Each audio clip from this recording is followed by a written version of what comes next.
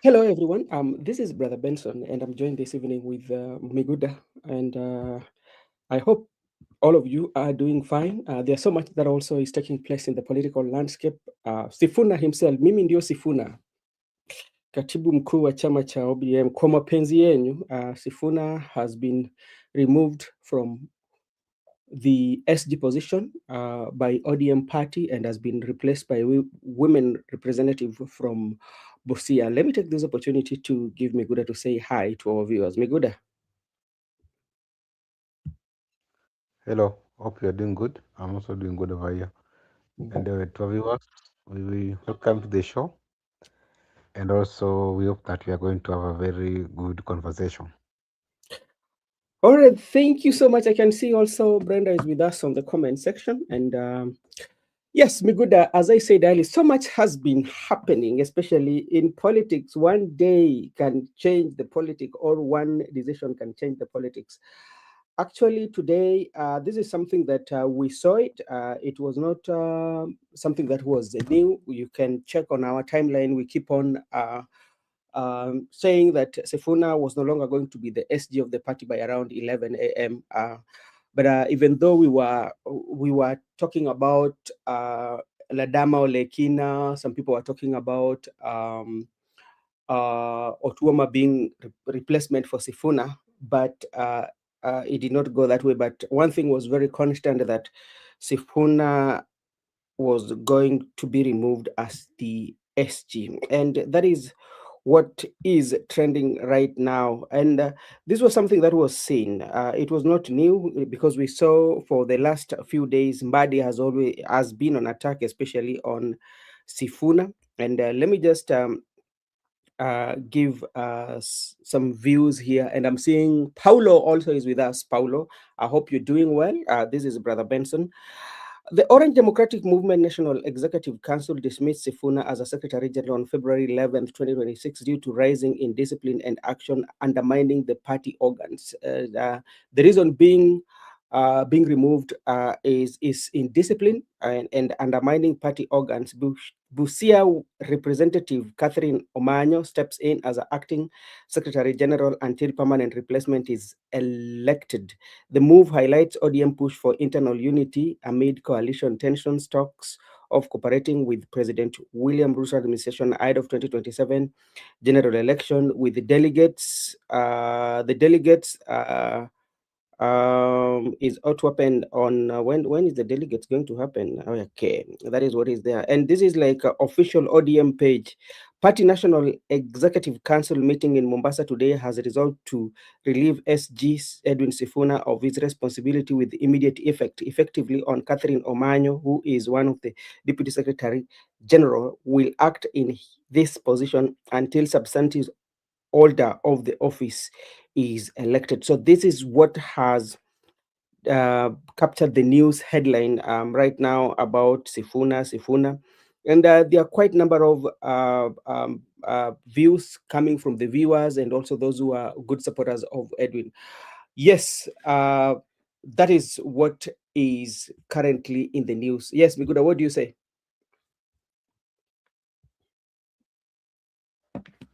That's a breaking news to many, Yeah. but some is a thing that we predicted earlier Mm. and we foresee it happening. Because to me, I can say Sifuna was to go. He Mhm. knew very well was going. Yeah. There was no doubt that he's going to remain the SG for ODM. Mm. Remember, during the explainer, he stated that the people who are financing Linda Ground are unknown. The money is not coming from party. Mm. It was clear that the Linda Ground are being supported by William Ruto. So after him disclosing some of the secrets to the public, it was clear that he was going to be kicked out. The difference is that he has been kicked out nicely, unlike Mm. other people who have been violent. You have understand the previous people have Mm. been kicked out violently, but Mhm. within the neck resolve. I know the neck is the final decision making organ in the party, Yeah. ODM. Mhm. So the neck have resolved that they have replaced him and relieved him from his duty. So Mhm. that binds all members of ODM. the decision of the neck. Okay. So I think right now it's Mhm, good because it's a new beginning in politics of life for Sifuna. mhm, I can say sometimes it's good to take a rest, mhm. and a change is as good as a rest. So we expect many realignments, Yep. and people also vowed to bolt out of ODM once Sifuna is kicked out. We are Mhm, waiting to see them. Actually, people like Osotsi who mhm, vowed they will resign. We want to see their resignation letters. mhm, And what I can tell Sifuna is that he should take that relief boldly mhm, without any, he should walk with his head held high with a lot mhm, of pride mm, because he stood by the people and mhm, he never sold his principles and the party leader later Raila Odinga, and mm, he should be very proud of that kicked out, and also should just in life must continue. There are many things in life. Life will mhm, not end with him being not the SG of ODM. People mhm. have been there before. They were Yep. kicked. Right now they are living very well. Life Mhm. must move on. So I can just say you should take it boldly and also allow other things to unfold. Allow events to unfold as we watch. All right, thank you so much. And remember, Linda Wananchi will be this Sunday that we are headed in Kitengela. We will see who and who is going to attend that rally. But there's something here in life that I've really learned, especially, I've learned two things, Mr. Miguda, in life, especially. I'm one person who likes to read the African writers, people like Chinua Achebe. If you read some of their literature, talks about the issues that surrounds the leadership and even our social ecosystem life that we live in. And there's also something that I came to realize in this life. There's one thing that even those who are going to work with the President William Ruto, or either way, not even President William Ruto, the very moment that you start to work with President William Ruto or you are going into this coalition, one thing that you have to know, if you start that journey does not mean that you are going to have it very rosy, but that journey also explains that you are going towards your exit time. It is everywhere. If you are employed, Migoda, something that you have to know, the very moment you walked in and get the responsibility of working for that particular company, the same day your days for exit will always be counted, because you will be counting your days toward the exit. And that is the same as Sifuna. When he was given the responsibility to be the SG and given all that trust, what happened was, the very moment he accepted that duty, that means that his days were always numbered. Yeah. The only thing that he did not know, that how are you going to exit. But as you said earlier, I think like Sifuna is one of those who I think that he has existed. He has exited the ODM party with dignity and a stand, because this is a person who has stood with what he has always believed in as a party, and that's what he has exited with.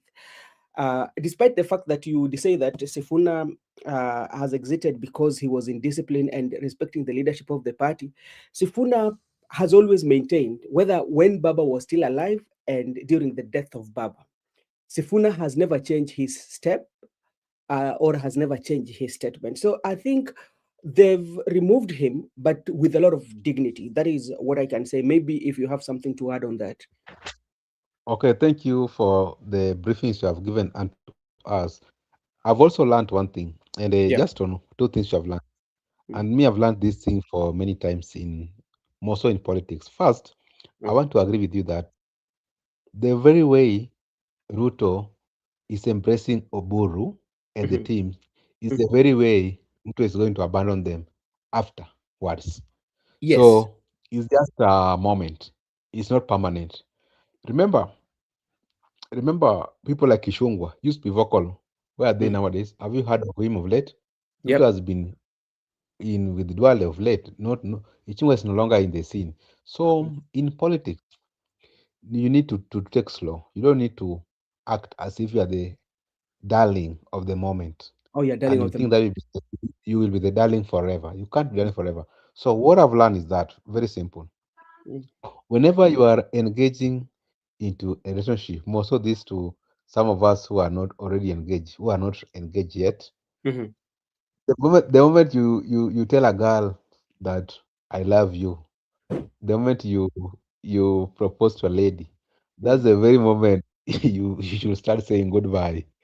Because because breakup can come in between. I'm mm, gonna all divorce. So it's mm, just like, for instance, the moment Sifuna was bold taking from Babu Namwamba, is mm, the very way it should be bold saying mm, goodbye to the opposition. So that is very something we learn. And Sifuna mm, prepared psychologically because he said these positions are not permanent. He mhm, was ready even to relinquish his senatorial seat for the mm. sake of the people. So that was a very good psychological preparation. It's just like Preparation, yeah. I've saw, if you are in a relationship with a lady, you should be psychologically prepared that anything can happen, breakup Mm, can come in, and mm, maybe divorce, so on and so forth. So I think that's a good lesson we have learned from mhm. the thing that has happened to. So always be ready in life. Okay, and what happened to Sifuna is something that we cannot say that it is extraordinary, especially when you talk about the 20 years of ODM. And it has happened to so many people, including President William Ruto. I can remember going towards 2013 when Uhuru Kenyatta was the president, and William Ruto was running against Raila and Kalonzo Musyoka. People, especially the analyst, the political analyst, said that okay, when Ruto leaves ODM, that there's nothing that is going to happen to ODM, especially when Ruto left and to work with Uhuru Muigai Kenyatta. And that's when like so many people would quote the Raila is a rap Bay, and how the Kalenjins have not gone with President William Ruto. People quoted people like Sally Kosgei still with Raila. People consider Henry Kosgei still with Raila. They mentioned the figures, but that the analysis that was said, Ruto came and proved them wrong, especially that when he went, the kind of vote that especially the people from Rift Valley went with him. Remember how they used to ridicule, especially those who are in ODM, because these are the history. If we look at those are here, and what is going to happen to Sifuna, especially, is what happened to President William Ruto until he became the president after leaving ODM.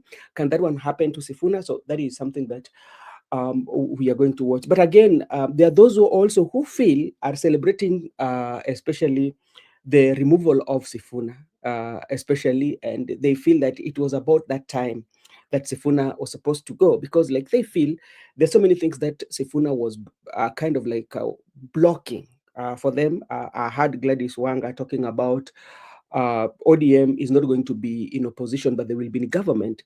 But at the same time, sometimes if you listen to, especially they're talking about the members of ODM, they will tell you that in this country we don't have opposition. So there's that conflicting information that usually comes away. But this is politics; anything can happen. And uh, from now going forward, I know though so many things are going to happen to Sifuna. First of all, you see that ODM is starting the process of exiting Azimio. Remember, the post that Sifuna is holding in the Senate right now, it is in the good faith of Azimio, you know. And immediately after exiting, the next thing that will happen is that the post is not going to have that post. So that is something that we also have to know. And something also that we have to know that we've always seen with those who have stood with the principality like Sifuna, political persecution will start. That is when like you will see Sifuna will not be holding rallies. Those are something that because like you're going to criticize the government. We've seen that with Rigathi Gachagua. We've seen that one with those who have been working, those who have been criticizing the government. Is this one going to happen to Sifuna? So there's so much that is going to take place right now. But also, we also have to look at about the loyalty. What comes, That's because like loyalty cannot be inherited. You cannot inherit loyalty. One thing that maybe the ODM do not forget, that the people were very loyal to Raila, but not to the ODM party. That's why, if you look at the journey of Raila, working from all these political parties, he has always worked with the people who are very loyal to him. So, will the loyalty of Raila, being that he is out of the equation right now, will that loyalty still stays, and will Oburu inherit that reality and talk with authority and give direction, and how Raila used to. So those are some of the things that we are going to look at. Msimama Barigani. Before you welcome them, can I respond Ndugu to them? yangu Benson, salama. Nimeshinda vyema, namshukuru Mungu. Ni uchungu kiasi, lakini anyway, wacha nisalimie ndugu yangu hapa Miguda na wale watatu fuatilia upande wa comment section. Lakini kiukweli nimeshinda salama, ngaje nimetamaushwa tu na haya ambayo yamejiri leo, haswa ya ndugu yetu Sifuna kutimuliwa. Nimetamaushwa kwa kweli sana sana sana.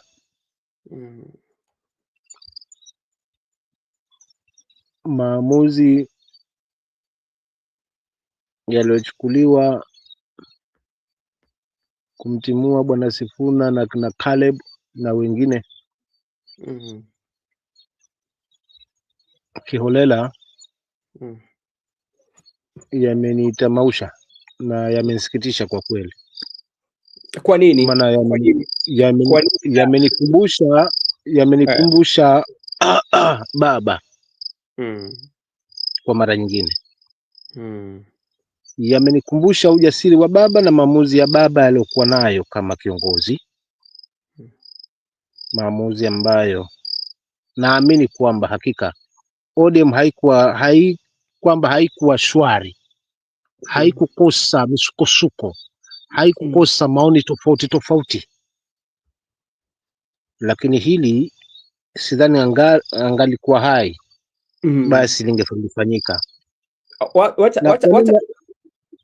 Ngoja kabla hujaenda, kuna swali nataka kukuuliza ndio uendelee. Unasema kwamba ODM haikukuwa hivi kama lingali baba alikuwepo. Inamaanisha haya yote ambayo labda ilikuwa inafanyika, labda kupatiana ODM kila mtu kutoa wazo lake bila kuzuiliwa ama kupatia hiyo nafasi ya kuongea, haya yote yalikuwa yanafanyika kwa sababu labda baba alikuwepo, kwa sababu ODM bado yupo, ODM bado iko, lakini baba ndiye yuko. Inamaanisha kwamba baba ameenda na hizo zote. Baba kalifunganya na ODM wake mfukoni pale kwenye koti lake, labda pengine tungeweza kuresearch, lakini kama tungesearch tungekuta kitu kilicho machoni haswa kwa wote ni ODM. Kwa sababu gani? Nasema hivyo kaka. Unajua, mimi naamini kwamba walikuwa na mikwaruzano, maana hii ni nchi ya demokrasia. Kuna wale walijikuta pengine mfano wako mbele zaidi na waliona pengine haswa kuna wengine hawendi sawa. Nadhani maamuzi haya kutaka pia kutimuana kwenye chama si kwamba naona hayakuwepo, yalikuwepo. Lakini kwa ukomavu na ujasiri wa huyu kiongozi, ndio maana nimesema nasikitika na nimetonyeshwa kidonda, ni kwamba kuna mbinu ambayo alikuwa anaweza itumia katika maamuzi kama haya, ama mambo kama haya. Lete huyu mpe nafasi yake kujieleza, ajieleze. Bwana, imefikia sasa kiwango kwamba tunataka kuchukua maamuzi haya na haya. Unatuambia hivi kwa sababu tabia yako ni hii na hii na hii na hii na hii na hii haifungamani na hili na hili na hili na hili, halipo katika kifungu chetu cha katiba ambayo inatuongoza. Kweli tumechukulia, tumeona haswa kama nduguzo na kama viongozi wenzako, hili hatutawezana nalo, lakini hebu tukupe nafasi yako pia ya kujieleza. But nataka nifunguke tu mazima kaka, kwa sababu sioni kwamba leo nina umudu wa kuweza kukaa sana hapa. Ya pande wetu hali ni nyeusi, na ikiwa ni nyeusi tuwapendana na vyenye ilivyo. Kwa hiyo haya maamuzi mbona ni kamba alikuwa amepikwa mahali alafu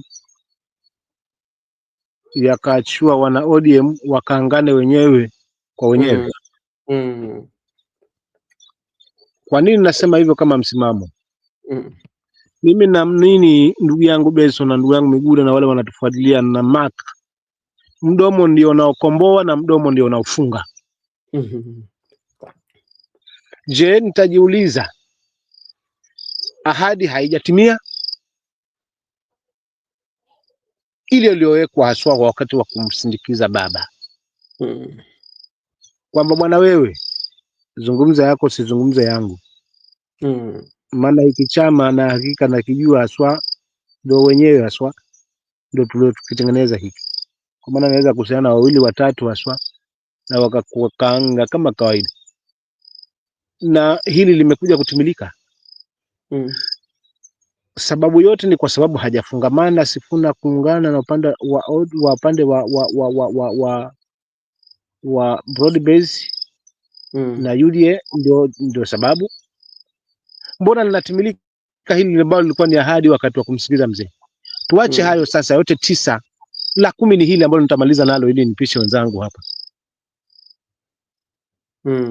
Kuna kiongozi wa party leader ambaye yuko pale, ni mtu mzima, anaelewa kwamba chama hiki si chama cha Sifuna tu, si chama tu cha Uburu tu, ni chama cha Wakenya wengi, ndio maana ni chama cha kitaifa.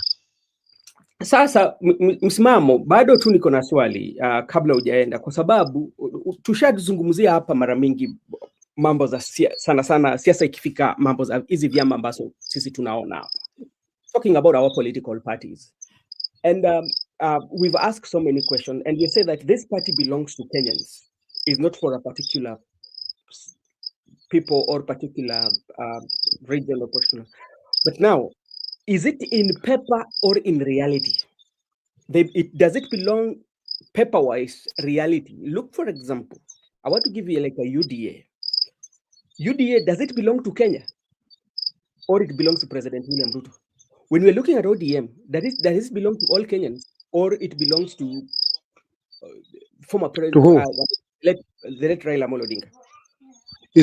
Yupo kwa sasa hivi Bernard na ni Benson yupo. If it belongs to mzee mwenda zake fine, nakuelewa. Na for instance it belongs to Ruto, to President Ruto, well, but yupo party leader mwenye hicho chama.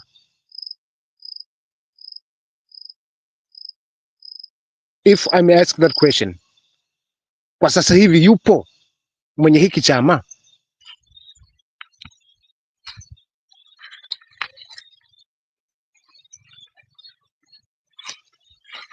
Hilo tu mkinijibu, alafu nitamaliza hoja yangu nifunge ndugu zangu hapa, maana Okay, sawa, asante. Hiyo bado labda tunaweza patia na ndugu yangu Miguda pia, Makobura. Miguda, ulikuwa unataka kusema jambo, labda Makobura alafu ataingia. Okay. Nilikuwa nataka kusema jambo, wacha niseme jambo, lakini nilikuwa nataka kuzungumza kwa lugha ya Kimombo. Asante sana. What has happened to SG Sifuna? Me, I'm very much confident. I don't know why some people say it's a shocking news. To me, it's never shocking news because we had already prepared very well that Sifuna was going to be kicked out. To me, it is not shocking. To me, it's never breaking. Me, I'm very much content with the decision because we've stated very clearly that at whatever point, even at gunpoint, we are not going to vote for William Ruto, even if he's going to be declared by us the next president. But he will be declared without our votes. That has been very clear. So I don't know why people are very amazed. And I can just tell you that people might see things differently. What I'm certain sure is that if Sifuna is kicked out the way he has been kicked out, this is something we knew, we prepared. There's going to be, ODM is not going to be full. It's going to be half of the people supporting Ruto, or the leaders. There are people right now they have resigned as ODM members because of what has happened to Sifuna. It means that you cannot have an alternative view. But as we have said that Sunday they're going to have a meeting at Kitengela, we expect usual opposition things like tear gas, police blocking us, many things. So maybe some people have not been these strangers might be afraid of. Those things are very much normal. What we have to understand is that it is not going to be very easy to remove this current regime. So if you know you are man enough, we want to remove this regime. Stop all these things that like maybe it's shocking, it's breaking. Focus. And people like Sifuna are very much focused, and that's why I told you to them it's never shocking. They prepared earlier and they knew, and that's why you saw him missing in action during the neck. Yeah. When the neck met, he was not in Mombasa. He was actually at that evening, today's evening, He he was was at the live. Senate.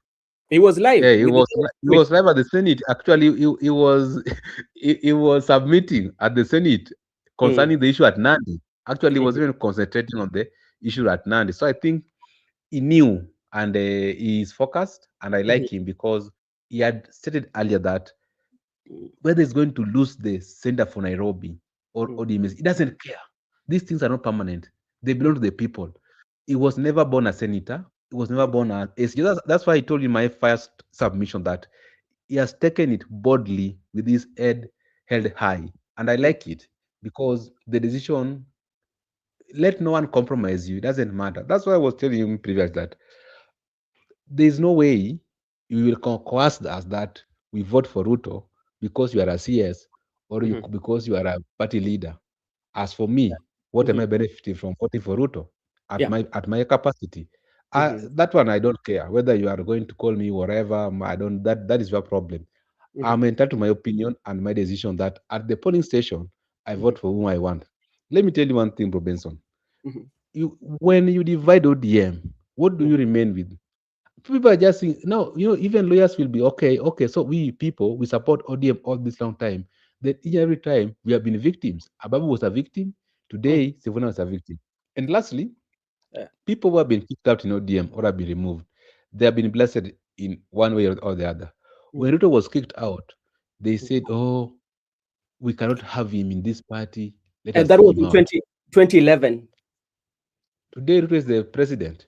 Mhm, People like Balala were kicked, Davadi were kicked, Ababu was kicked. Ababu later became the PS, and of late he was the CS, and he went to UNEP, and right now he's making progress in the world of international relations.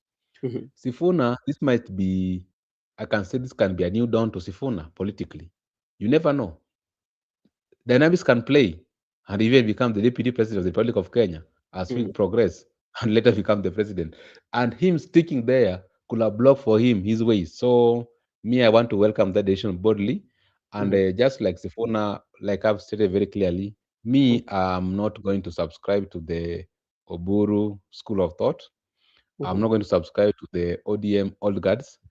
mhm. I'm where Sifuna will be. Even if you are going to lose the Nairobi senatorial, Yeah. even if you are going to lose the party SG, but Mhm, we will leave. After mhm, 2027, we are going to be around. And mhm, so there's no big deal to me. So let nobody coerce you that you must support me. You must support William Ruto. And if you don't support William Ruto, we are going to remove you. We are going to plan for you another opponent. Let them do whatever they want to do, but things must be stated clearly that as for me, as a Kenyan, concerned Kenyan, I have mhm, issues with taxes.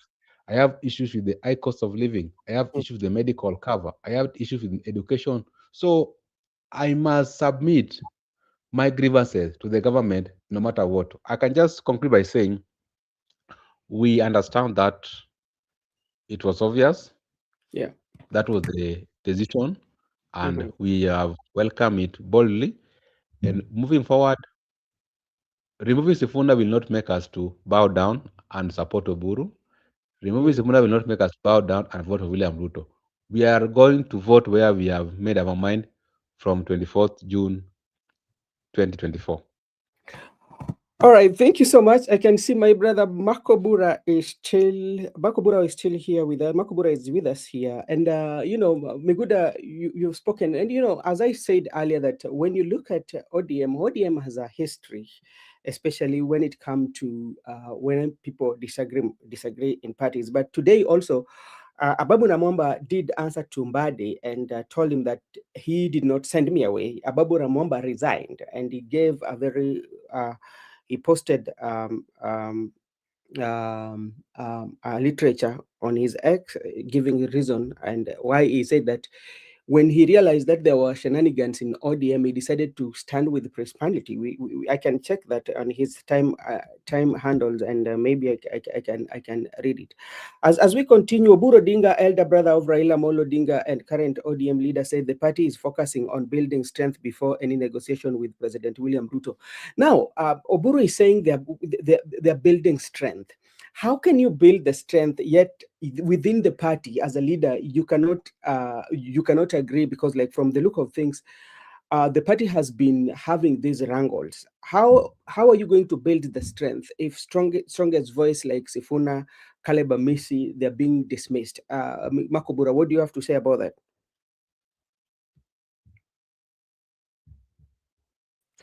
Okay, thank you so much. Before I start, allow me to first acknowledge your presence, the presence of Miguda, and the presence of Simamo. And again, at the comment section, allow me to acknowledge the Asili presence TV.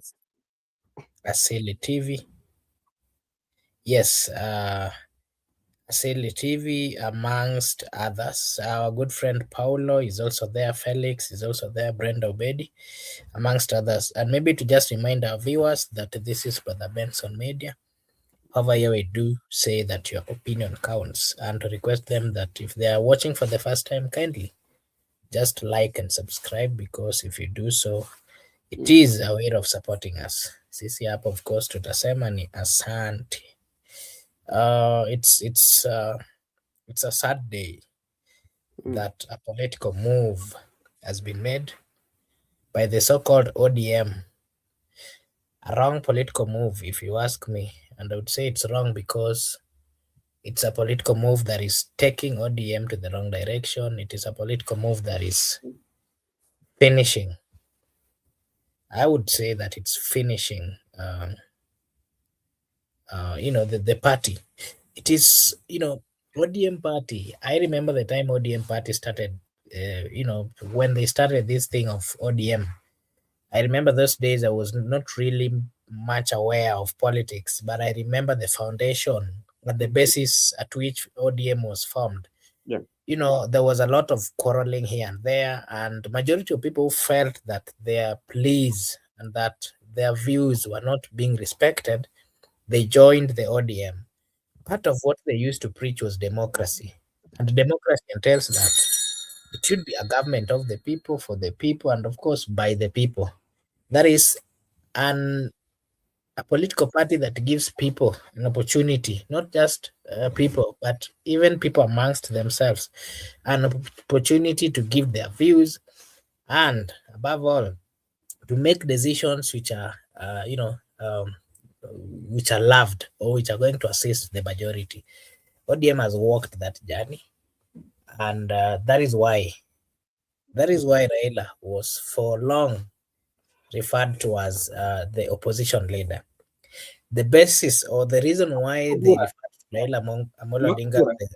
Makobura. yes, Let me just follow up. Sorry for cutting you short. You've said that ODM has walked this journey, and with all that you've said about, and ODM as a party is still with us. ODM as a party is still with us, and they've just celebrated the 20 years. What is quite much different? Was it ODM, or it was because of Raila Odinga? Because Raila Odinga might have been stronger than ODM. I was actually I was coming there, Okay. and I was saying that the reason why Raila was for long referred to as the opposition leader is because he believed and he knew the reason why ODM party was formed. Yeah. Quite a number of his followers or supporters knows very well why the party was formed. But the other challenge is that majority of people who got closer to Raila Amolo Odinga, majority of them did not understand what really ODM stood for, but instead they wanted to hang around Raila and possibly to get tickets or to get political blessings from Raila Amolo Odinga.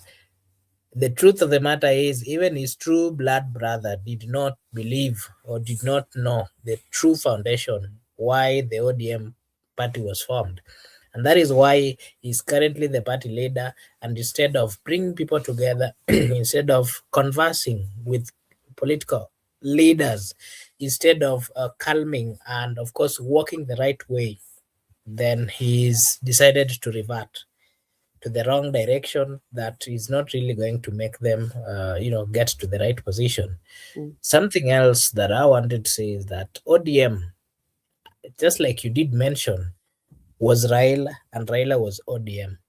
And that, of course, still clarifies what I've just stated a few minutes ago, that majority of the people who are closer to Raila were not really closer to him based on what they believed or what Raila believed on, but they were following Raila or closer to Raila because of the many benefits, be it political, be it money, be it power.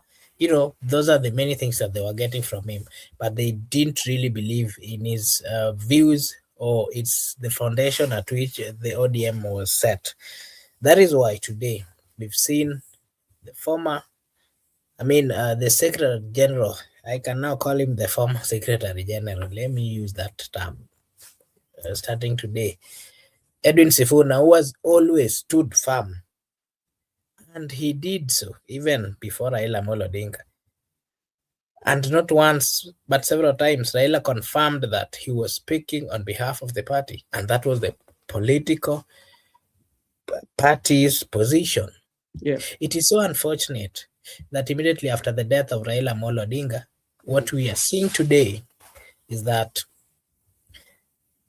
closer people who understood Raila, closer people, political leaders who spent time with him, are today the ones who are making the bad decision of not, continuing with the views or the gospel that was played or that was brought forth by Raila Amolo Odinga. It is so unfortunate because today what we witnessed was, I can call it a high level of greed, political greed. Why? A high level of betrayal. And maybe if I can look for other vocabularies to just describe what happened today. And part of the reason that shows that this was a true betrayal and, of course, high level of greed is because ODM has always had the strongest base in Nairobi. And if this political decision was going to be made, then at least they needed to have understood or gotten the views of the people and the supporters of the ODM party. ODM party is the only political party that has made the true supporters to suffer very immensely in this republic. And therefore, any decision that is made within ODM, it is so unfair that the decisions are made without consultation of the people who fought and made the ODM party to look what it is today.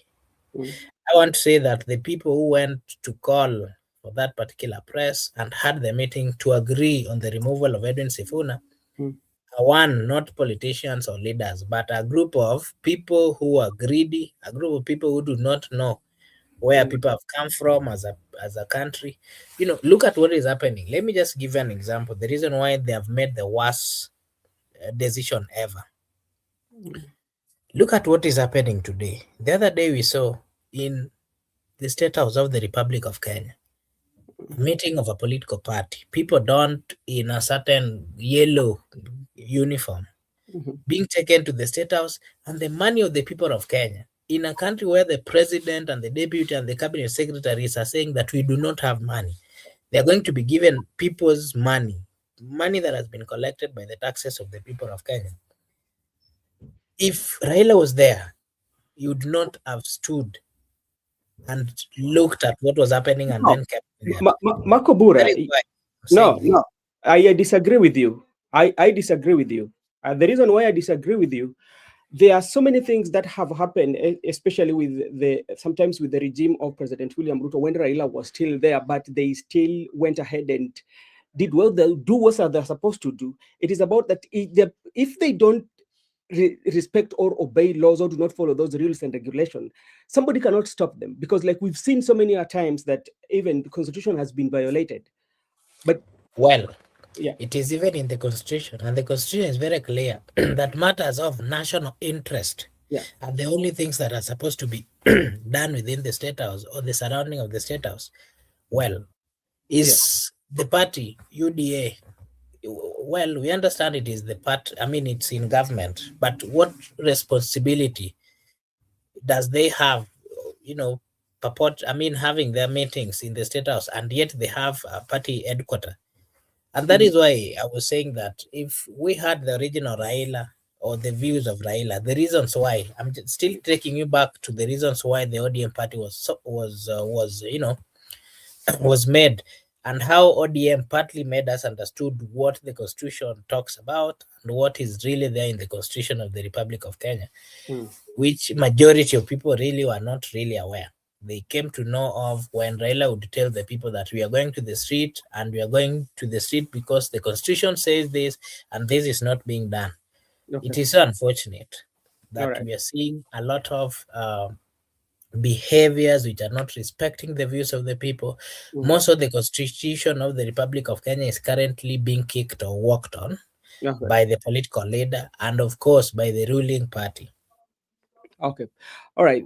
Thank you so much, Marco Bura, for your contribution towards the conversation about Sifuna. Let me take this opportunity to Faustin. Thank you so much for joining. Sheima, thank you. Asili TV, thank you so much. And everyone who is watching us. You can also engage us in the comment section, especially on the issues, on give your view, especially when it comes to Sifuna. Hey, msimamo, niambie sasa.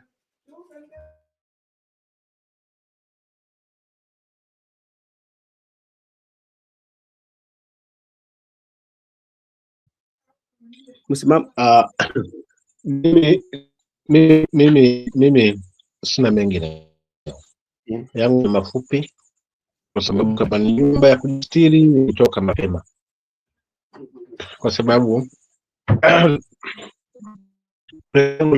ngezidi hapa zaidi ambacho kinasikitisha ni ambayo yamefanyika. Upande wangu nikasema Secrrtaty. Msimamo unakatika katika baba. Unanipata sasa? Sasa endelea. Unanipata? Yeah. Yes. So maamuzi yenye yamefanyika kwangu mimi ni ya udikteta, kwa sababu kuna zile njia ambazo zinatumika so mtu kutimuliwa katika njia ya heshima, lakini yote 9 la 10 ni ODM ya body base kama ODM yenye imebaki. Tuwaombee Mungu tuone plan zao zitatokea wapi, maana Sifuna si kwamba anakosa nyumba ya kukaa, nyumba ziteli, ana uwezo hata pia ya kuanzisha yake na watu watamfuata, si nchini sera tu. Kwa hiyo hakuna kitu ambacho kimempunguzia, kimepunguka wala kimeongezeka. Isipokuwa tu hakuna kitu ambacho kimempungukia wala kimeongezeka, kwa sababu still bado na kazi yake ya Senate, anawakilisha watu wake, lakini vile vile pia bado ana wafuasi wengi ambao wanamngojea kauli yake atasema lipi. After hapo basi ya Kaisari baki na Kaisari na ya mwingine yabaki na mwingine. Kwa hiyo hilo tu langu ambalo nataka kuzungumzia leo, kwa sababu kikweli kama baba angekuwa hapa, nadhani hata kama angetolewa, tuliona yale mwingine alifanyika, lakini pia kungekuwa na heshima yake, wangepewa the last chance ya kuweza kuitwa pale na kukalishwa pamoja na wale, kuelezwa tu, kwa sababu ile ni NEC na wao pia ni wanachama. Lakini sasa si haya mtu anatumiwa leo kwa WhatsApp. Tumemsikiza Caleb akisoma ile nani jinsi mambo yamefanyika, amepokea message leo tena through WhatsApp. Sasa kama ni leo na leo tayari, jamani, kweli ni sawa hili. Pili, ukikusikiliza Caleb jinsi alivyozungumza, zile lockets ambazo anaziwania zote mbili alipewa wakiwepo na mzee, amezitumikia wakiwepo na mzee. Nobody, hakuna mtu ambaye ameweza kuzungumzia lile. Leo kwa sababu hafungamani na upande huu, that's the only reason ya kuweza kumtumiwa na kumwambia wewe una hold hizi dockets hizi na katiba yetu inasema hivi. Kwa hiyo tunakaangana wenyewe kama pweza kwa mafuta yetu. Lakini la mwisho la kuuliza, under whose benefit? Nani ana benefit hapa? Hilo lazima tujiulize. Game hii nani anafaidi? Nani anaimerisha chake? Nani anaua chake mazima? Kwa sababu huwezi toka katika nyumba yako ungie nyumba ya mwingine na uanze kutoa masharti yako hapo.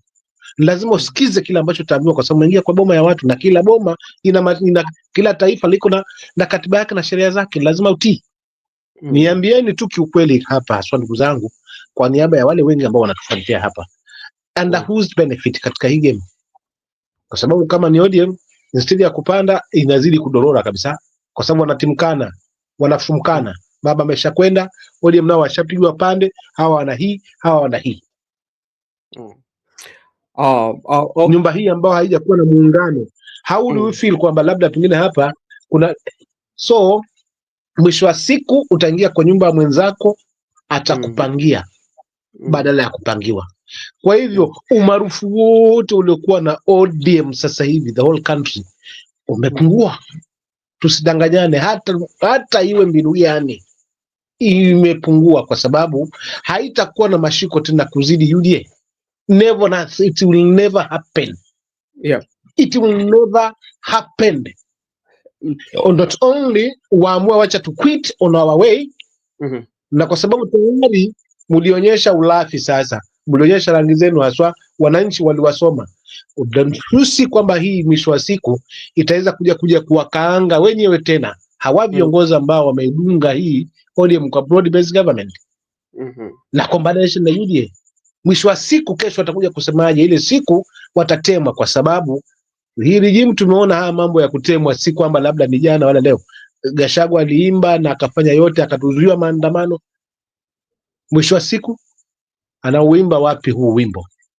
So let's ask ourselves, by this time ni kuweza kuisambaratisha na kuchukua hizi ngome ambazo ni za umaarufu, yule itapita nazo, kwa sababu hilo ndo lengo, kuvunja sasa hii kiburi mliokuwa nao na kujiona hii it is from Limpopo up to wapi. Hii yote imevunjwa kwa sababu tutaona. Okay. So mimi nitaachia pale kakaangu ndugu yangu Benson na ndugu zangu ambao wako hapa kwamba ODM tuisahau. Wananchi waamue sasa, kama alivyokuwa Mark nasema na ndugu yangu Miguda anasema mali Sifuna naenda na mimi niko huko. Sasa ni maamuzi ya mwananchi. Angalia atabaki kwa broad based ama ataenda na Sifuna kule ambako Sifuna yuko, atasimama naye. Hapo ndo tunataka kuwei, na tutaona ile siku atafanya conference ama ile siku atamua wacha wananchi waje, then we are going to see nani ana watu, nani hana watu. ODM hii ina watu, ina wanachama, ina watu, ama ODM hii ambayo haina watu, kwa sababu wengi wape siku zote. Asante sana ndugu yangu msimamo kwa maono yako ambao umetoa kuhusu mjadala ambayo sisi tuko nayo jioni ya leo.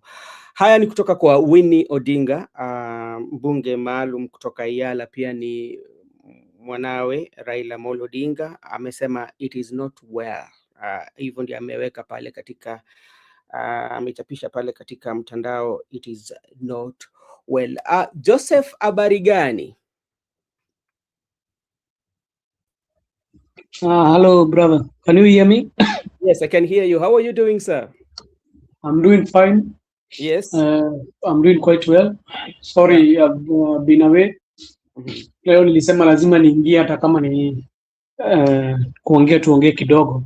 Okay. We really appreciate your time. Yeah, I can see we have an ODM member here by the name Miguda. I hope he has said his words. His parting shot, because everybody need to say his parting shot. Yes. I've seen people are today are stating their final verdict. It's well, it is something that was coming. Yes. It's not something that we did not see it coming, and we knew that Sifuna was going to be purged. That is something that people knew. I knew it was after the Busia rally. I knew it was coming, and the main problem is it true what the charges that they are indicated to Sifuna, because yesterday I saw a very angry youth leader who was talking and saying that lazima ufuate kile chama kinasema. Kama umeingia chama ni kama club, hii club ya football, lazima ufuate kile unaambiwa na manager. Lakini sasa tena akiongea leo unasikia akisema ati demokrasia ikuaga hivyo, ati kama unaongea lakini usiongee mambo ambayo inakingana na chama. Nikashindwa, utaongea aje demokrasia uziweke kwa sentence moja? Demokrasia na kusema watu wafuate kile chama inasema kama club ya football. Vile mimi najua club za football zinamanajiwa kama udikteta. Wachezaji hawezi kaenda kuambia coach leo utaniweka, kesho mimi sitacheza mpira, ama useme ati kesho sitacheza. It means inaraniwa na coach, and the coach is also above somebody, the owners of the club wanamwambia sisi tunataka hizi, utuletee hizi vikombe, ukishindwa tunakufuta. Tumeona coach mmoja wa Man United anaitwa Amorim alifutwa kazi kwa sababu alishindwa kutekeleza ule mfumo walikuwa wanataka wa 4-2-3-1. Yeye alikuwa anataka kuenda na ile yake ya 3-4-3 na after wamekosana alifutwa kazi. That is the same thing which we call dictatorship. So ODM is like it's been run in a dictatorship manner, because if you say it is a club, it means that you need to hear what the owners are saying. But the question is, who are the owners of ODM? If the owners of ODM I can remember is the people and the members who are ODM members. Those are the owners of the party. And our good departed leader Raila Odinga always said that, na akasema chama ni cha wananchi, na alikuwa kila wakati hata kabla ameenda hizi public engagement alikuwa anasema, mimi kabla tumefanya decision yoyote ya chama lazima tuende tukakute wananchi. So I see a cowardly group of cabal who even cannot be able to come to Nairobi to state that statement because they are afraid. They went to hide themselves in Mombasa so that they could remove that statement. Because if there are people who are very kama unataka kutoa Sifuna, hata ungeshinda ukienda Mombasa, ungekuja Nairobi useme hiyo mambo unasemea Nairobi. Then the funny bit is after umetoa Sifuna ndio unasema tunataka kuitisha NDC. Najua it is very funny. Why did you not call that NDC and say that we are going to vote him out in that NDC? So ODM, I think the D has come out. Now we are remaining with OM. Yeah. The D in itself has already been dropped, which means democratic. So tumebakia na orange na movement. Sasa tumebakia ni orange movement, ikaacha kuwa na D. The D in itself is not there. So lakini hata hatujatoa D, brother Benson. Tumebakia na D lakini inaitwa orange dictatorial movement, ambayo mnasikia mtu mmoja ni atasema all the things that he wants and nobody is going to talk. Nobody can say anything. The shocking bit is, why did they not remove the deputy party leader? He should resign. He said that if he should be resigning. Yeah, I need to see his resignation. He should resign because they should have removed him, not even resigning. Because Sifuna, what he was talking in Busi is what Osotsi talked. Or is there any difference between what Osotsi talked and what Sifuna talked? He's a deputy party leader. They were supposed to strip him off also and say, there is one thing. If there was a party in the history of this nation that has been a party to reckon with, is ODM. That one I will not lie to anybody. Because ODM has become a party which has grown for more than, I think the first party which was there was KANU, but now we had ODM, which has been run for 20 years. But how has ODM been run by the departed party leader Raila Odinga? The thing that made ODM to become a very huge entity was the democratic space in which people could discuss. I saw people saying that Siata Babu Namwamba alitolewa na akaenda. You forget those times, and these times are very different. They are very, very different. Because for once, at that time Babu alitolewa, Raila was still there. And we echo the last statements of Raila Odinga, because he was the person where the compass for ODM, compass yote ya ODM inafaa kuchukuliwa kutoka kwa nani? The compass should be taken from the departed Raila Odinga, and they were supposed to follow the last words of Raila Amolo Odinga, which were Edwin Sifuna is still the Secretary General of ODM party. So if you come and start doing other things and you have not called for an NDC, it means those things are null and void. You have a neck of people who have been given money. I will not say they have been given money. Let me not speculate here. Yeah. But we have a neck of people who are seemed they are leaning to one side, that they are coming to give a verdict. Ni kama unapeleka kondoo kwa koti ya fisi. Kondoo kwa koti ya fisi hawezi pata haki. He will never get justice. Ataambiwa wewe umecommit fault na tunafaa kukula tukumalize.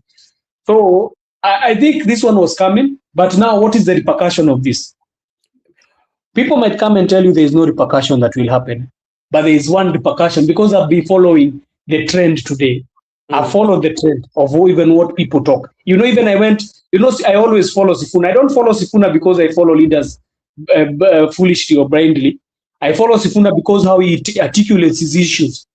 He articulates it as a senator who articulates his issues based on what the ground is feeling. Even if it is not, you know, sometimes the parties, they might tend to be tribal. Yeah. But our politics is always national because you need to talk. Hakuna tribe itakuja na shaijui Benson kama wewe ni tribe gani. Shaijui mimi ni tribe gani. It should be for everybody. All these things are supposed to be for everybody, even the money that is given to the governors. So when he's talking on behalf of the citizens for the governors, you're hearing other governors are doing terrible things, Christmas tree of 4 million, housewarming of 5 million. These are things that I follow him for. So I was following his page today when he was removed and he stated, you know, he did not even talk. He just said that tupatane Kite. I think Kitengela. Is Kitengela, yeah? Yeah. Kitale or Kitengela? Kitengela. This Sunday there will be Linda Mwananchi will be in Kitengela this Sunday. Yeah, so in Kitengela. So what did we see in Busia? That one should be a compass. It shows that this guy is not just a person. You know, the problem, the issue is between Nambabu Namwamba and Sifuna. Nambabu Namwamba did not have that much of political warmth. He was good, yeah, but he's not a person who could have that political will like the one Sifuna has, like of the one of holding a part. Brother, I saw that Busia rally and it was very big. You know, they traveled from road to the stadium where they were going, and the people who were waiting for them there, it was large numbers. So I think when I followed the comments of the people, people are very angry, and people have stated one thing that made me even very angry. Today I'm going to talk fully. I'm not going to hide. Today I'm not going to analyze. Today I'm going to talk what is in my heart. That one made me to go and vote for the 2027 senatorial seat. If he's going to go for the senatorial seat, I'm going to vote. Because I cannot be going to vote for a funny guy who is being brought to us. I leave a person who can be able to articulate issues for the county. No, I will not do that. So I was following, and people started saying that even though you have been removed, count my one vote. And when that person wrote that comment, people started flowing in, writing, count my 2 vote, count my 3 vote, like that. They were following. So it can tell you the trend that even will happen in Nairobi. Nairobi politics has really changed. And I'm telling you, it is going to be a very difficult affair for ODM in 2027. In terms of the governorship, if Babu Owino is going for the governorship of Nairobi, it is going to be a very tough affair for ODM. If Sifuna is going to go for the senatorial seat, it's going to be a very tough race for ODM. Just take a look at Dagoretti North. Do you know Dagoretti North? Most of the residents that stay in Dagoretti North come from, I don't want to say too much, but some of them come from the Luya tribe. Yeah. And some of them, they are very angry, Brother Benson, because me, I'm just a neighbor in Dagoretti South. And Dagoretti South also, we are stating our statements. They are very angry. And I think even that Dagoretti North seat, it will be a very damaging affair for ODM. So tell me, if you have lost the credibility in all this governorship, in senatorial and these other things, you know, if I'll state because the person who is running against Sifuna said himself, Sifuna has not said he will run the senator, but there is a person who has declared that he will run against him, who is Jalango. Jalango himself even knows it is. He knows it is a very tough affair. He has said it himself. He knows it's not an easy, because how people view Sifuna and how people view Jalango is a very different topic. That one will come here to discuss later. But today, what has happened? Today, what has happened? It might either be the end of ODM, or it might be the end of ODM, or it might build them a base in a certain area.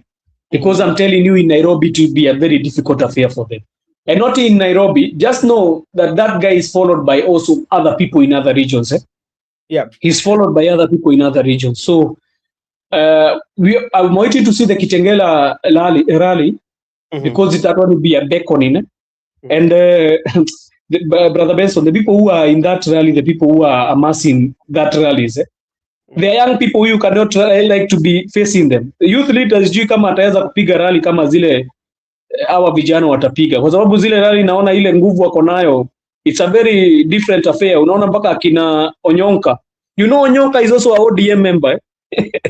Don't forget that Onyonka is a senator for Kisii through the ODM party. So tell me, if ODM is going to lose Kisii senatorial seat, what does it mean for them in terms of numbers, even in the Senate, in terms of numbers, even in the MP seats, in terms of numbers, even in the governorship? It is going to be a very murky affair.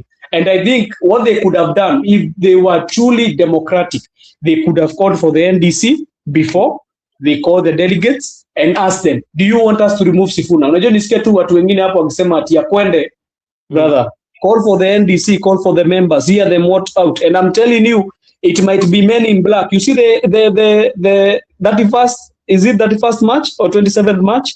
NDC, it might be men in black. You come and tell me later.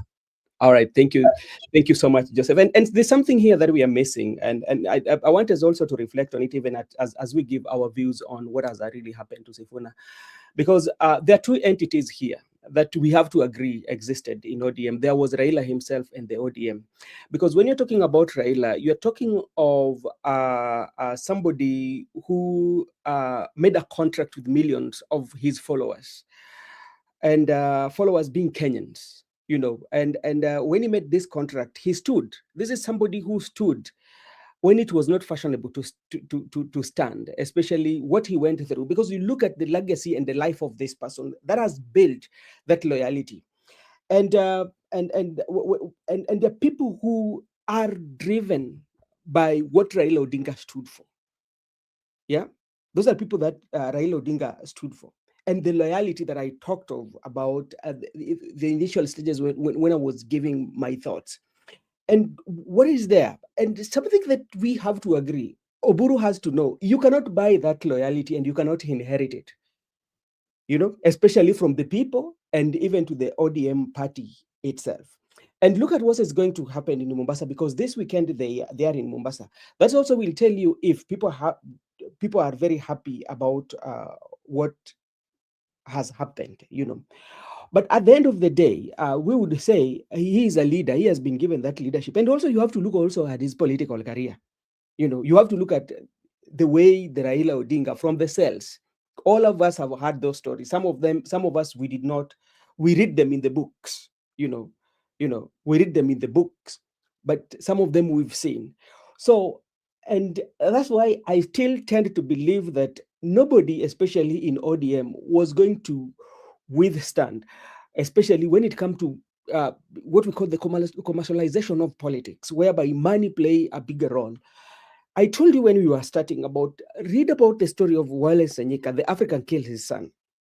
And it will tell you, because somebody like Sifuna, you know, not only Sifuna, the people who tend to have a divergence view, because they are saying, okay, you are going into the pre-pack with UDA. There's a reason why I don't want to support President William Ruto. You know, there are those who feel that, okay, we should support President William Ruto. Then why as a party, why can't you sit down and say that, okay, what is making you not to support President William Ruto, this and this, and why are you supporting President William Ruto and this and this? But if it reaches a point whereby people feel that the people who have divergence view, especially concerning the pre-pact and what is happening, they're being told, okay, now leave the party, or you're being removed because you are indisciplined, and you've disrespected the party hierarchy. That is something that also was mentioned. Look at Caleb Amisi. And that's why I tell you, you should differentiate two entities. Caleb Amisi was saying very well that the position that he held was given by the Right Honorable Prime Minister Raila Amolo Odinga. None of them question even the constitution of the party to say that you're not supposed to be holding two positions in a party. The owner of the party said that nobody had the courage even to come out and point to Raila Amolo Odinga that what you're doing, this is not what constitution says. So that's why I still bring us to what we call the loyalty of the party. But now going forward, let's come back again to the history of ODM, and I will let Miguda also talks about something. Then I will invite in Makubura as we go through the line. When you look at now what is happening and what has happened to ODM, what does that tells you about the democracy of our political party? Something that we've always been talking about. The democracy of our political party, where about the people who are running for the office or the people who are serving as member of elected positions are the same people who are holding position, making decision on behalf of the people. In developed countries, the people who are vying for political offices or the people who are holding political offices are usually not the office bearers of the party. Because if you are holding a political office, your personal interest will override that of the party and make decisions based on your personal interest, but not on what the party wants. And that's why you see cases like people are selling the party arises. Miguda, what do you have to say about that? Okay. I just want to begin by saying that people loved Raila, people followed Raila, and people were paying allegiance to Raila, not ODM. So ODM is nothing. That's why me, I don't even care. I told you, let me also for the information to our good friend Joseph. Joseph, I never joined ODM formally, and right now I'm not going to join ODM formally. I'm not going to be there because even it's like we have left politics and we are doing other things. So there's no need of having a political party. So I'm partyless. What I want to say is that the issue of ODM, we talk about Sorry, my democracy. brother. Sorry, my brother. Nilikurushia jembe pole. We are getting each other. There's no problem. So I'm saying the issue of the issue of party members or office bearers. You find that like they are officials of the party. They make the decision of the party. They will just make the decision that favors them. That's what we are trying to discuss. Yeah. Resolve only on the issues that favor them because they were the members who are present. That's why they resolved three things. One, they resolved that We've lost you, Miguda. they were saying that Sifuna has been relieved. Relief over what? Sifuna has not told you that he want to be relieved. You see, these guys are joking with us. Sifuna has been relieved. How do you relieve someone who is energetic like Sifuna? We need to relieve the Oburu. Oburu should be the person being relieved because Oburu, is tired. The way You want he's to relieve? walking, You want to relieve talking. youth leader? If I could be one of the people making decision, Yeah, I could have relieved Oburu and also made people like Secrrtaty or Osotsi or Abdul Samad to be party leader. But Oburu cannot be a party leader at his age. You need to take a rest. Someone like Sifuna, who is energetic, should not be relieved from his duties. It's very clear that he has been kicked out because of divergent opinion. yeah. And I want to conquer with the issue of Wole Soyinka. In Africa, generally, when someone is having a very divergent opinion that is going to transform society, the people gang up against that person and they destroy. That's why it was telling me, I don't care. Let us have a different route because it can be a game changer for Sifuna. Even if he could be staying in ODM. And people are telling us many things that, oh, ODM. Let me tell you one thing. That ODM, which is being led by the Burudinga, that one is dead on arrival because William Ruto It's just using ODM as a ladder. I don't care whatever you respond to me. But what I'm saying, the writings are on the wall. This is not ODM. ODM, which is not united, ODM whereby people, Oburu said they don't want the deputy president position. Today is saying he's interested in the deputy president position. So they keep on this changing words, this mixed structure. So what I can say is that generally the people ought to be the people making decision for the party, not the people on elective positions. Because anytime, even if I'm not popular, I'll just give issued my self certificate because I'm the only person vested with the power of running elections. Like you understand in ODM, director of election, Junet Mohammed. There's no way Junet will not issue himself certificate. There's no way the NEC could have resolved in favor of Sifuna. There's no way the NEC could have resolved in favor of Babu. And that's why Babu was calling for NDC. And NDC was popular because now at NDC, there's no NEC. But right now, from the look of things, there is going to be Men in Black, there are going to be GSU, and they are going to transfer boys to the NDC because they know the goon, the goon himself will be there with these boys to take over the party. So that we are going to, let me tell you one thing, Brother Benson. Let us not give up. That NDC on 27 or whatever 31st March, you are I going think to see is going to be is on. it's going to be, is it 27th of March? Yeah, 27 next month. So that NDC, we are going to separate boys and men. That's when you will feel people. There were people who are born boys forever, and the people have transformed from boys to be men. And let me tell you, we are getting intense, and that is why the neck today is at in Mombasa because they were informed prompt that if you dare hold that meeting here in Nairobi, there's nothing you're going to discuss here. So they ran away to Mombasa, and even they are going to have another rally in Mombasa. They are still warming up to come to Nairobi. Let them bring that NDC.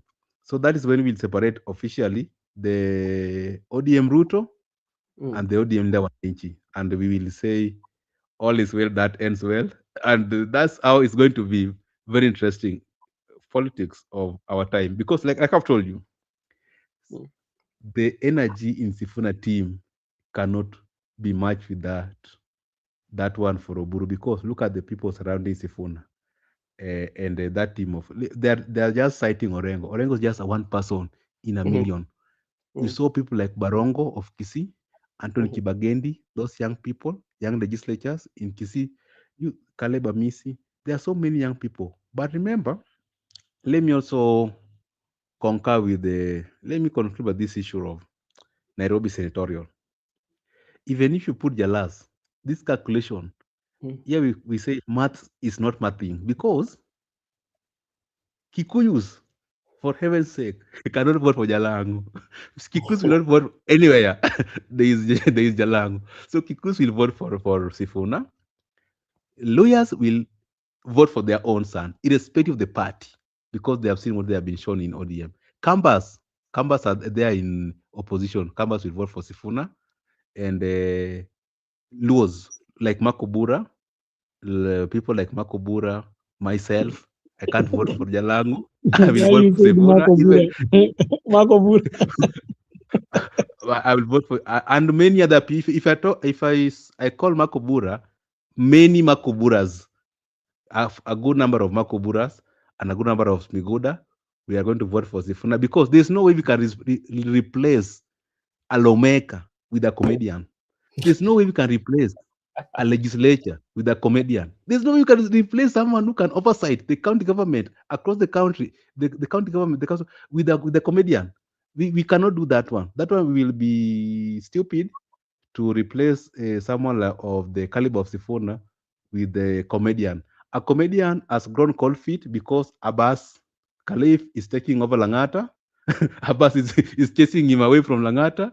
Abbas Khalif. And actually, by the way, if I vote in Nairobi, I'll be voting in Langata from Karen Ward to Langata constituency to senatorial. So personally, I'll vote for Abbas, and Sifuna will have my vote. And now we have issues here. Luos who might support comedian, they are divided. They're the people who are going to vote for Sifuna and a few for comedian. So Okay. comedian is not going to be re-elected. Sifuna will, irrespective of the party, Sifuna will also get that sympathy card. You understand right now the sympathy is getting from the young people that, oh, wamefukuza Sifuna. Oh, Sifuna. You have seen those comments around, oh, Sifuna for the people. So I can say that it's a very good moment in the Kenyan politics. And we are glad that right now the die is cast. That is what I can say, Marco brother. So, but is in the real sense, we need to resolve our political rules because political parties rule, because there's no way an elected leader also make decision of the same political party all the time. They will make the issue that favors them. Okay, all right. Thank you so much, Mr. Miguda. Before I invite in Makobura, Brother Benson, can I add something small? All right, go ahead. You know they have chased Sifuna, Mhm. and they have brought in a lady even nobody knows. Even I've never known about that lady. I've just heard about her today. I've never known her. So it's many people are asking themselves, who is that lady? Because even the name even I had forgotten. It's just because I've seen it right now. I think it's called Kathleen Oma. Omanyo. Yeah. Is it So how do you remove somebody who has been vibrant and you bring in? Okay. All right. Thank you so much. As we still talking about what has happened, and the knife cuts both ways. We will say that, or the law will cut both ways. I think it will be a starting moment for Sifuna, and also it will be at some angle. It will be also be a starting moment for ODM, because ODM, I think, from the look of things, and even if you look at majority of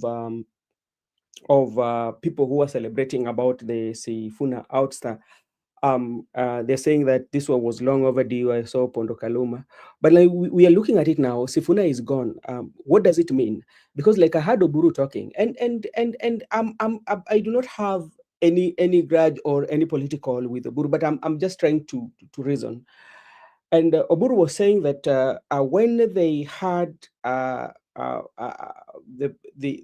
arrangement with Uhuru Muigai Kenyatta, the BBG, he said that Uhuru Kenyatta did not give us even one minister, even one.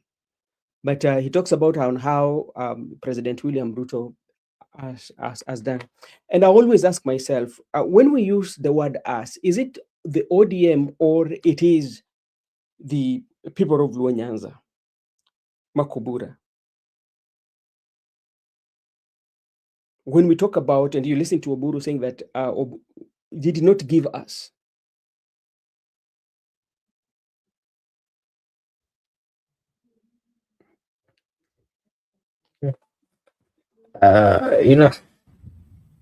I had that comment and then I was like, so this mentality, as much as Baba was coming from a Luo land, that did not mean that ODM party was a Luo party, or it was a property of the Luo. ODM was one of the parties that was loved across the country. Yeah. It was a party that was, had the majority of supporters from other regions. And whenever you see a leader speaking, and especially the likes of Dr. Bur speaking, and trying to insinuate that it was an Luo affair, then there are so many questions that then comes, and that of course tells you the level of greed that is there amongst those so-called Luo. Those so-called leaders who are having the mentality that they are coming from that region, and so Baba was from that region, and so it has to be theirs. Those are fallacy. Those are not things that we should entertain in this particular era. I want to say that majority, look at them, all these members, majority of Luo MPs or Luo Nyanza MPs, those guys or those people were doing nothing. Those people were just hanging on the courts of Raila Amolo Odinga. That is why majority of them currently are trying to side with the broad-based, and they are looking for a. I saw Dr. what is her name? Dr. Gogo speaking Yes. today, and I was like, where on earth? Huyu ametoka binguni, ametoka wapi akaanguka duniani? See, yeah. Sometimes it becomes tough to even speak. Speak here. You see leaders and the comments that are coming from their from their mouth, and you're like, well, in Kenya, yes, we are coming from different tribes. It is okay, but this tribal thing has really affected the growth of the Republic of Kenya. Any leader, me, I don't support any leader who, in his mouth or in his comments or in his conversation, he wants to say that, oh, this party is ours. If he is not willing to continue to respect the people, let him go and join the party of his tribe, and then you ask yourself, Kwani, where are we? It is so wrong. It is so wrong. Let us embrace each other. And whenever we embrace each other, we'll get out of this culture or this bad behavior of trying to seclude others or to exclude others in the basis of their beliefs or tribe and all those kind of things. For ODM to prosper, actually, I can tell you, Raila Amolo Odinga was one of the best leaders, because there is no single day that he mentioned or he tried to, belittle ODM as a Luo political party. And in many instances, if you can remember, he would hang out with leaders who are not coming from the Luo land side. Yep. And most of the people who were powerful in the ODM party were not people from the Luo side. And that was a special trait in him. That was a special, character in him. The ones that we are currently having, they want to take us back to the tribalism kind of thinking. That is why you go to Mombasa, the people, the leaders are today saying that we have to form our own political party. You go to Kisii, some of them are being told that, let us form our own political party. You go to Western, they're being told that we have to form our own political parties. Part of the reason why the multi-partyism came, it was supposed to unite the people and give the people options. It wasn't a reason to expand or to put people in their tribal cocoons. And that is the wrong perspective that we are seeing in this particular country. I wanted to add that ODM, it's unfortunate that, truth be told, ODM is on its deathbed. And how I wish that Dr. Guru would make a candid decision and this particular political party to the youngsters, the likes of Winnie, the likes of Babu, the likes of Sifuna, and young people, so that they take this party to where the young people wants it to go. Majority of the supporters of ODM are young people, I can tell you. Yeah. And they are the ones who have made the party be powerful. ODM party was powerful because of the young people. It is the young people who would go to demonstration, and that would be seen by the governments, and they would really say that truly this is a political party that is strong. It is the power of the young people that made Raila Odinga, and not just made Raila Odinga. Raila Odinga also shown the people that he was not just fighting for a specific tribe, he was fighting for the whole nation. He was fighting for the whole tribes. And that is why whenever he called for demonstration, people would come from all sectors of the world. And today, if ODM decides to call a demonstration, I'm telling you, nobody will come. Even the children, of course, their children, normally they do not come. It is the people, the true supporters who have always been coming. Nobody will come. Maybe they will get out with their big vehicles and maybe buy some few people. But the trust has been lost. I can tell you, even me who is coming from the Luo Nyanza region, ODM is death on its deathbed. It is not going. Haitafufuka tena. ODM imezikwa na Baba Raila Amolo Odinga. I think we should start putting or coming up with musics, dedicating it for the death of ODM. Okay.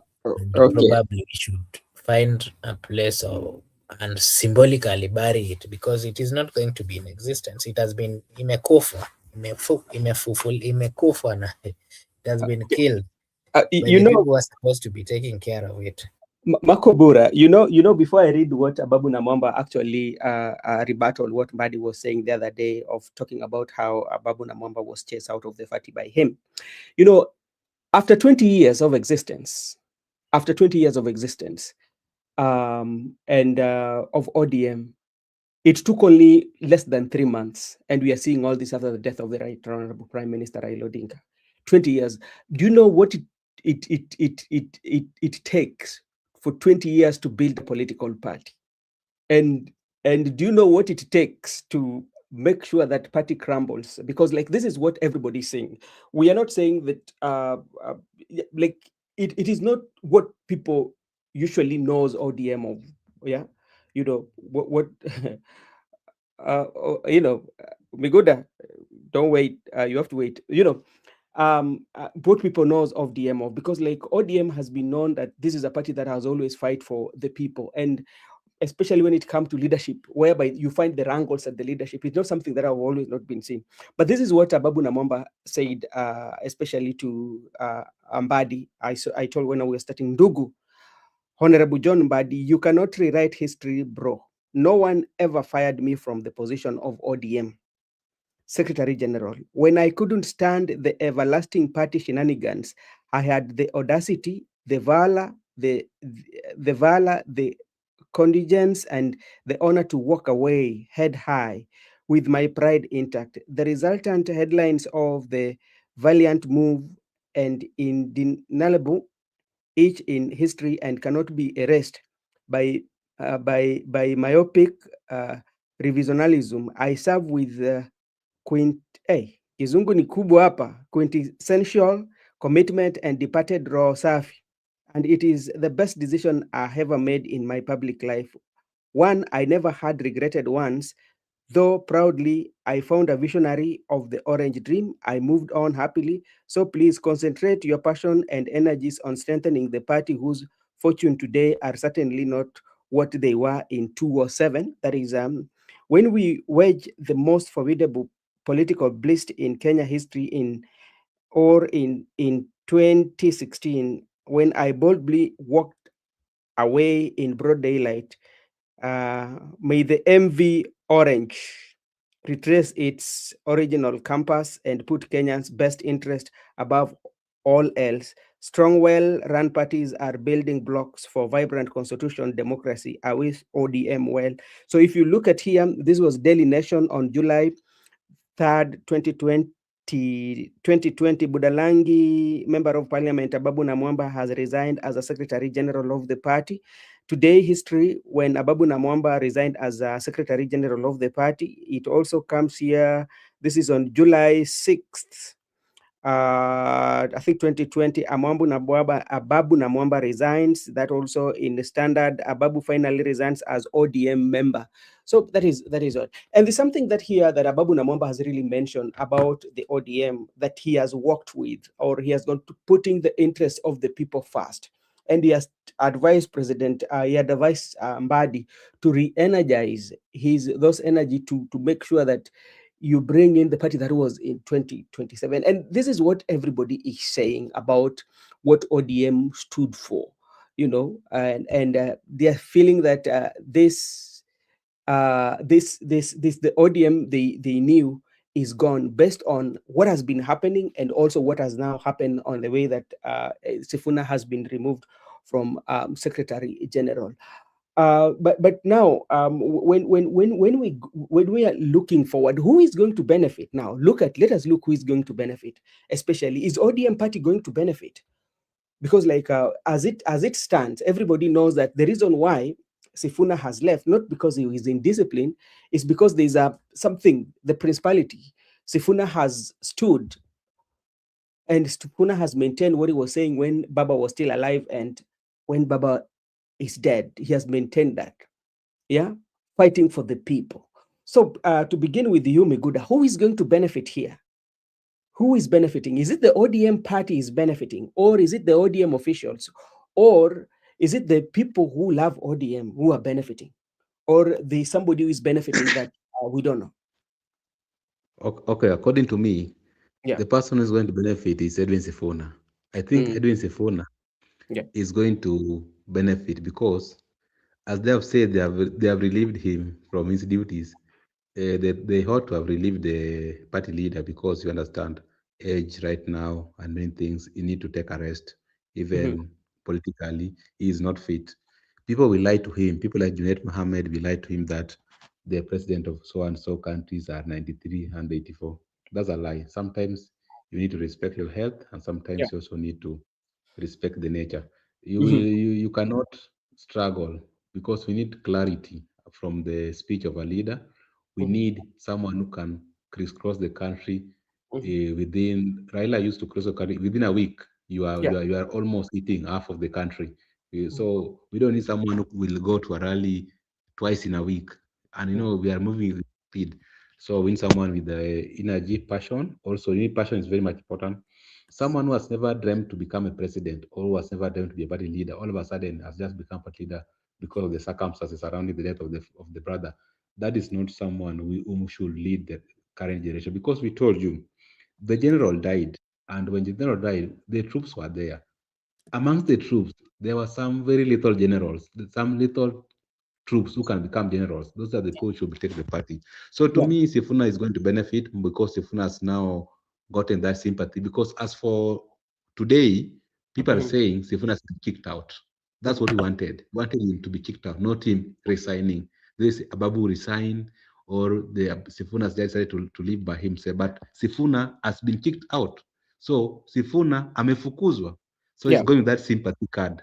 The fact that Sifuna amefukuzwa, he has already got all the Mount Kenya vote.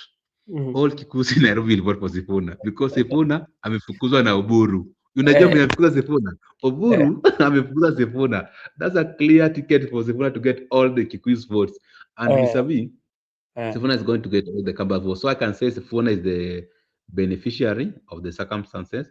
Sifuna is he might look at he might look like a victim today, but I think the future is going to benefit more politically. And what I can say is that as a Orange Democratic Movement, the way my good friend and mentor Babu Namwamba just stated clearly on the X space that this was not the intention of the Orange in 2007. It was Mhm. very clear. And that's what everyone has been saying all along, that the values of the party. Mhm. What are the values of the party? Yeah. So should we decide to forgo the values because of the cash from Sugoi?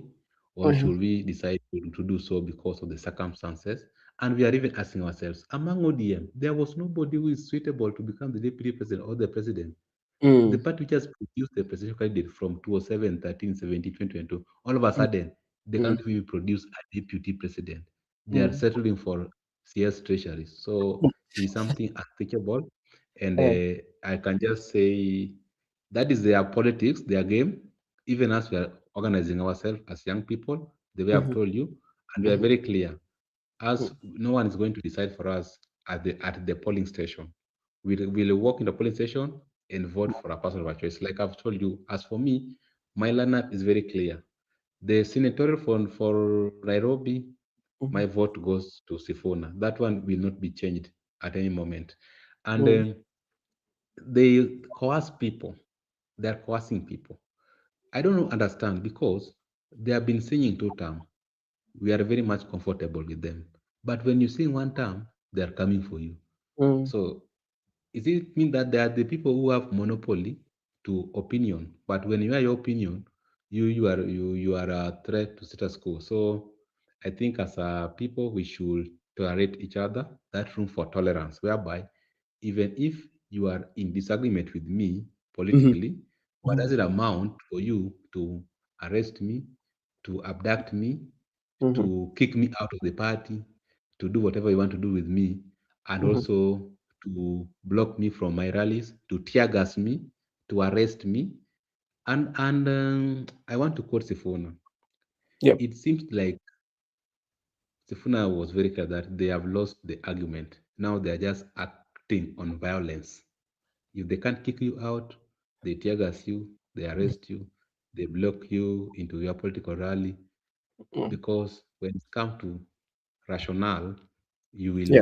they will not beat you. So I'm glad that Kenyans have won, Sifuna has won, and the debate should be continuing until that time we cross.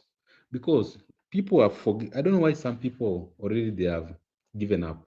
You should not give up because this time and there are people, there are people will decide, and there's no people are just treating you that oh they will see elections what blah blah blah, but in the real sense they are afraid. Some have panicked.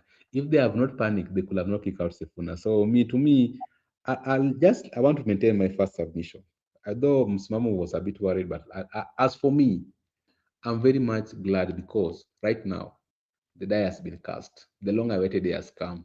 That's why I told Sifuna, let him take it with a lot Okay. of boldness. And we have seen people surround Sifuna like Winnie have said it is well.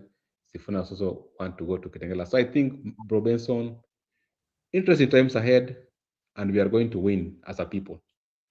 All right. So before I invite also Joseph to comment on what I want to ask especially Joseph to talk about the double standard that we were seeing, especially in Oburu, talking about the Azimio is dead without ODM, and they are demanding that what has been done, ODM was supposed to be involved in the decision of changing the leadership of the coalition.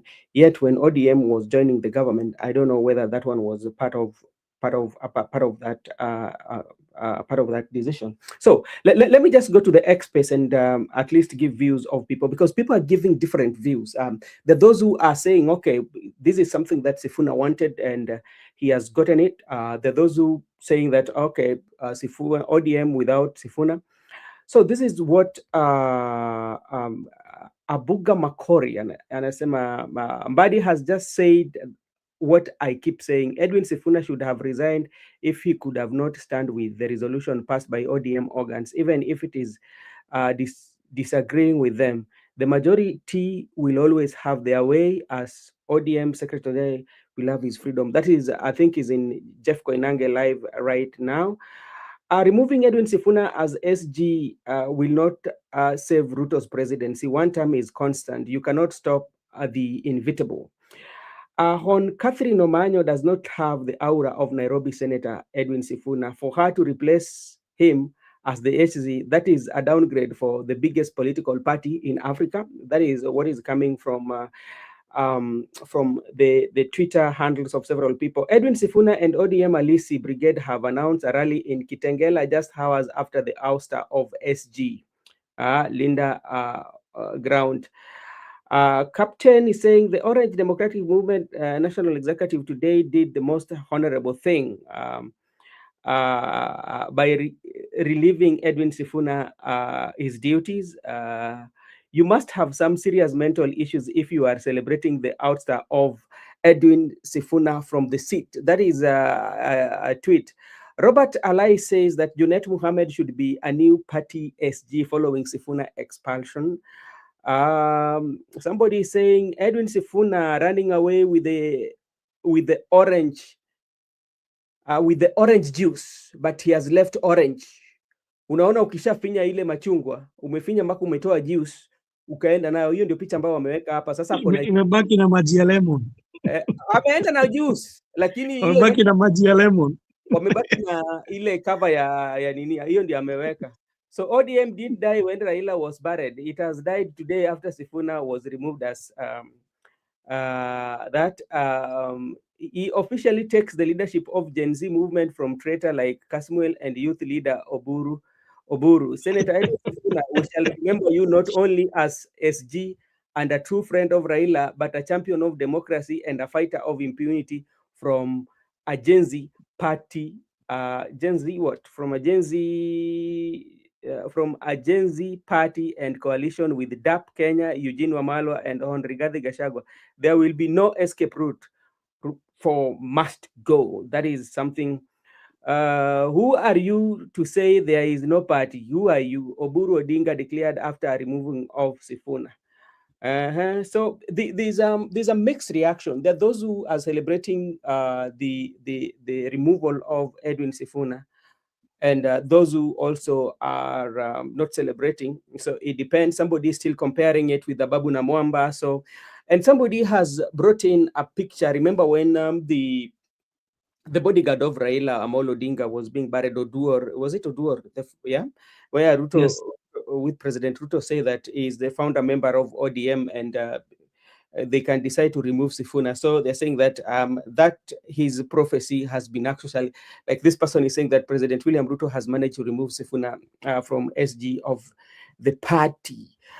So if you go down, still remains my SG Edwin Sifuna is a movement and not Kasongo Can Pap. I answer the first one that you posted? Because there is the first one which really got me. Yes. And I asked the question because that is hypocrisy from the first comment that you read. Him saying that the resolution that was made by the party, they were supposed to, the majority have their way and the minority have their say. But the problem is, if you are going to go by what, I told you the compass of the discussion is supposed to be taken to what the late Honorable Raila Odinga said. That is the compass of everything. So when he was talking, he said that Sifuna is the SG for ODM. And then after, before he passed on, he talked and said that you cannot make resolutions of a party if you have not involved all the stakeholders of the party. Who are the stakeholders of the party? Is it only the neck? It's not the neck or the people who are above the leaders of the party. It's the people of the party. Have they ever called for an NDC to say that we want to make a resolution to follow UDA? Or we are going to make a resolution to follow this broad-based government? There is no NDC or any engagement that has been formed. So that is hypocrisy of the highest level from that comment. And it needs to be called out because you cannot say that that the resolutions were made and Sifuna was. There is no resolutions which were made without an NDC. Why were they afraid to make the NDC when Sifuna was a Secretary General? Then let me ask one question. Yes, but Ababu Namwamba was removed the Secretary General of ODM. But was the news so much hitting like the one Sifuna has been having today? Because if Sifuna was a nobody, I think the news could have just been bare and it was done like that. And we could have just been done by it by one hour.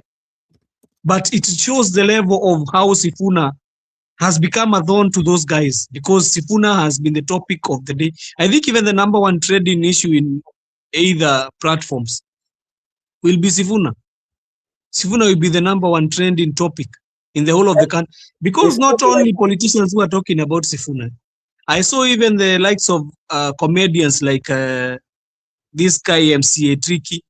Other people, social people, they are talking about Sifuna, and they are saying that it is very unfortunate that good minds like those have been taken away from leadership.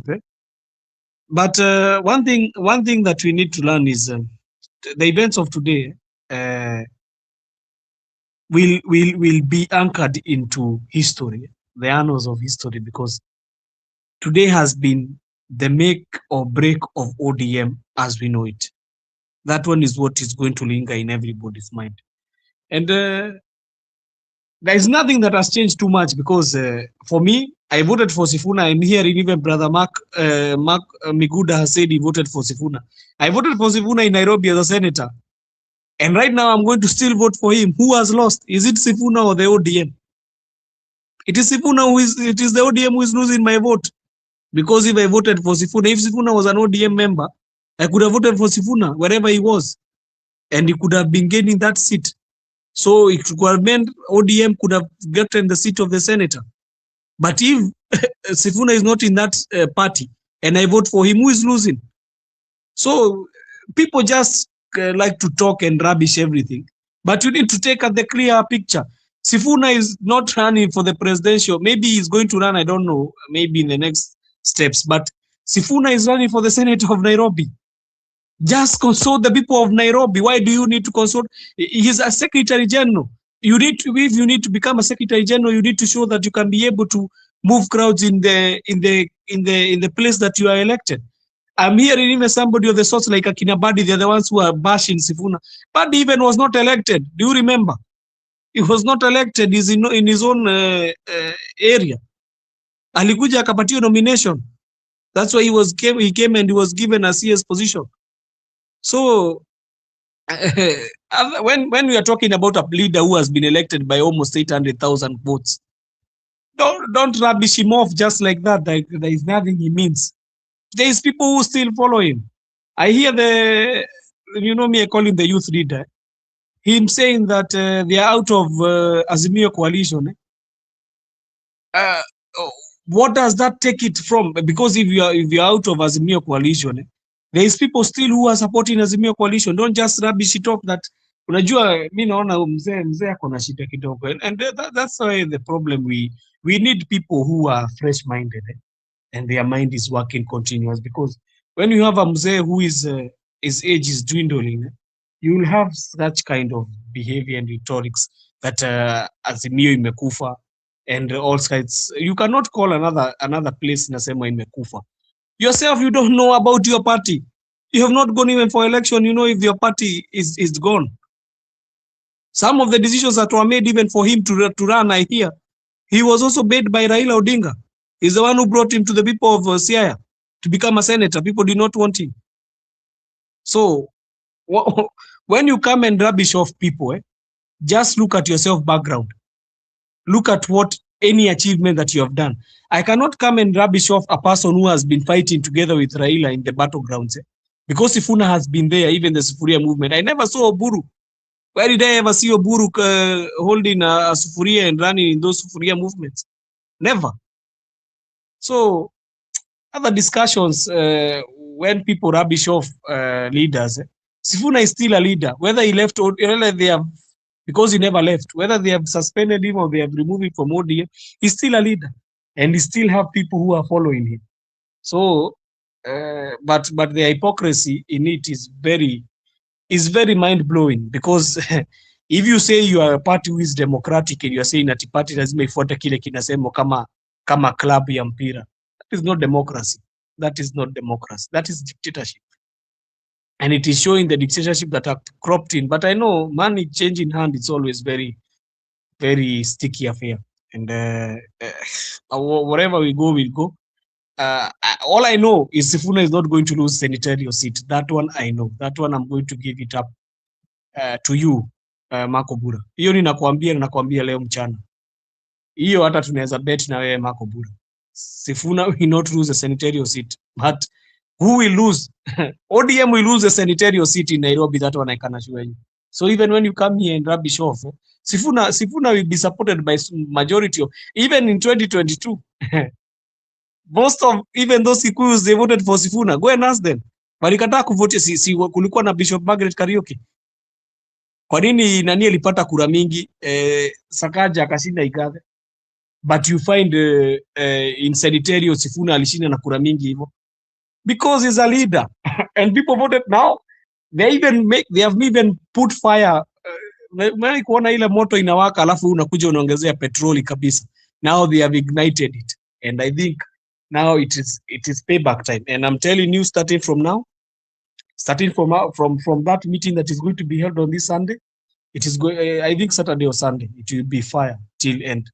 And I think if ODM was trying to seem like they want to bring all the votes to that arrangement they are having with UDA, they could have tried to bring these members together. Si kuanza kupiga watu. When you start fighting people, you make them go with votes. Caleb Amisi is a leader also. Akona say yake kule kwao. We have the likes of Akina Onyonka. They have their say kule Kisii. You cannot just say that leader kwa wale wako pale. Leadership is amongst even those people of Akina Onyonka, Akina. I've seen so many members of parliament, they have been called for that meeting, the Kitengela one. Even Karoli Omondi. Karoli Omondi also, I see him akinyang'anya opposition in the parliament. So I think instead of building, they are breaking it. And that old man needs wisdom. I think he needs wisdom. He's lacking wisdom.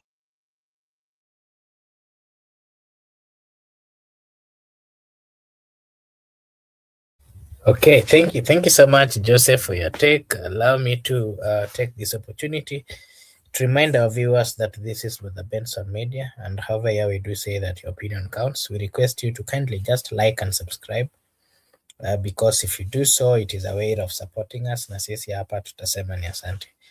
Yeah, today we're just giving our views on the removal of Edwin Sifuna, the Secretary General of ODM, a man who has seen a lot, a man who has been fought, a man who has been accused, a man who has been, he's gone through all sort of things.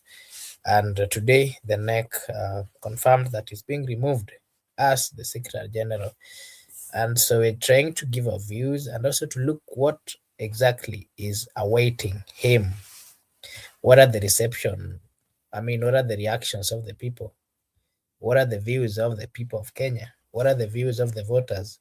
That is part of what we're trying to give our views on. And maybe before I get into the comments by the party, Dr. Buru again on Azimio, maybe Miguda, my question to you is, do you think this broad-based government or the leaders who have been left in ODM are afraid of Edwin Sifuna? Is the President William Samoei Ruto afraid of Edwin Sifuna politically? Is yes Mbadi afraid of Edwin Sifuna politically? We are seeing a lot. Sifuna left, Sifuna right, Sifuna everywhere. The president the other day said that he'd be removed as the Secretary General. Dr. Oburu said that he has confirmed that of his removal. Cabinet Secretary Mbadi has, the other day was saying he should be removed. Jalango is today coming saying that he was told by the president that he should vie for the senatorial position. He'll be supported to remove Edwin Sifuna. Everywhere, Edwin Sifuna politically. What does this mean? Is Edwin Sifuna the next man who is going to take over from the most famous political leaders we've ever had in Kenya? And what does he bring on the table? Just give us a glimpse of that. A glimpse of that would be good. Okay, before I respond to your question, who is this most famous politicians ever in the country? You have not mentioned his name, so I can compare him to Sifuna. Wacha kuficha maneno. We have had quite a lot, quite a number. Remember, he's coming from the Western region. We had Martin Shikuku. We had Kijana just leave it from there. Yes, kindly. You can leave it from there. I've seen you are continuing hiding. you don't want to come out clear. Okay, so what I want to say is that, to me, Sifuna, I believe that if you hear people talk about him, people accusing him left, right, and center. But I'm glad, because up to now, there's no court of law in Kenya you can actually accuse Sifuna of any allegation. Sifuna has not been arrested.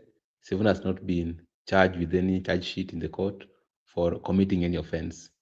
His only offense is to communicate to the population the reality affecting them or the bad governance of the UDA regime. So that's all that makes me happy. That Sifuna actually, they don't have even anything to accuse him. They don't have anything to write in the charge sheet. That's so beautiful. Sifuna is feared by Mr. President, and that's why Mr. President instead has decided to plot for him on how he can be kicked out as the SG together with the Buru. Sifuna is feared by the ODM brigade, those Wadosi. That's why they are plotted on how they can remove him, because it seems like it's a thorn in the flesh, because they are busy eating, but Sifuna is making noise. So why do we eat and someone's making noise? Let us remove him from the house, we continue eating. That's the only offense. That's why he's not in court.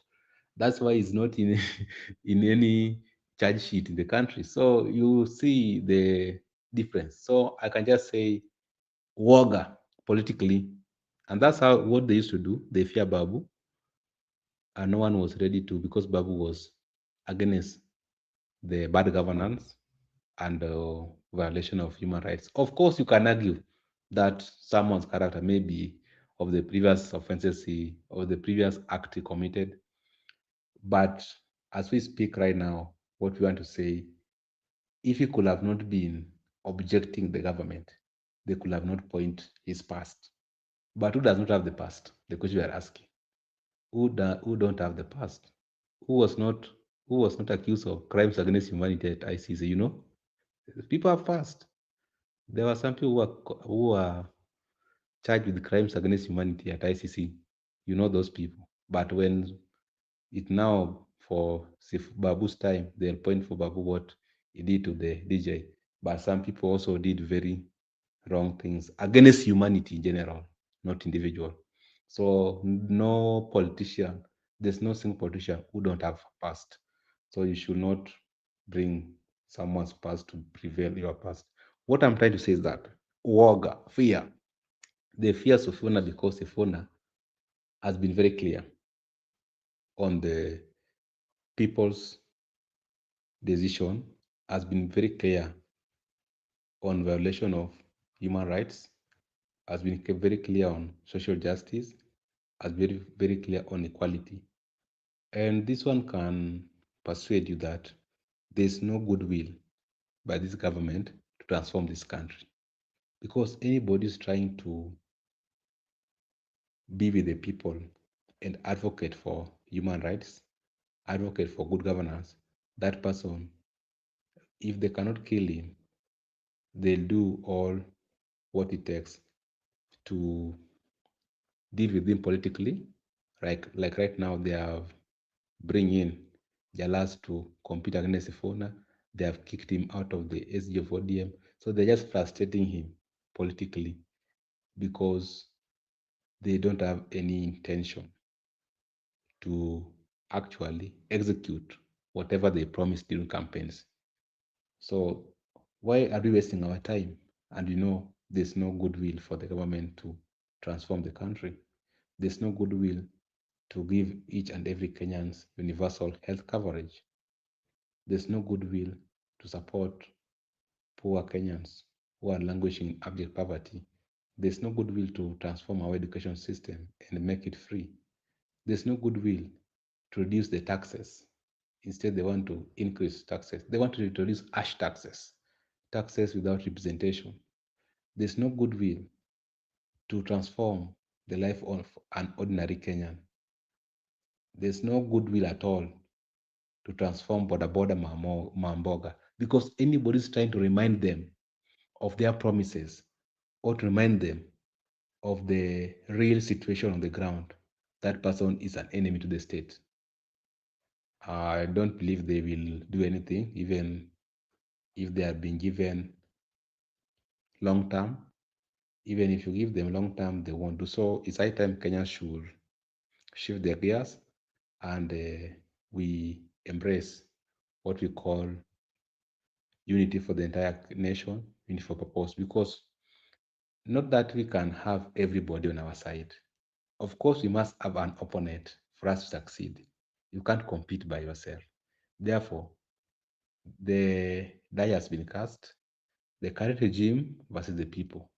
So you have a democratic right to choose whoever you want to work with or which team to support.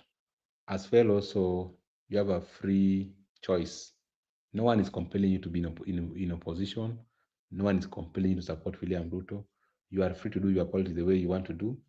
But most importantly is that even if you are doing your politics, don't focus on the issue of tribalism and other issues like Mutuwe, to focus on you personally.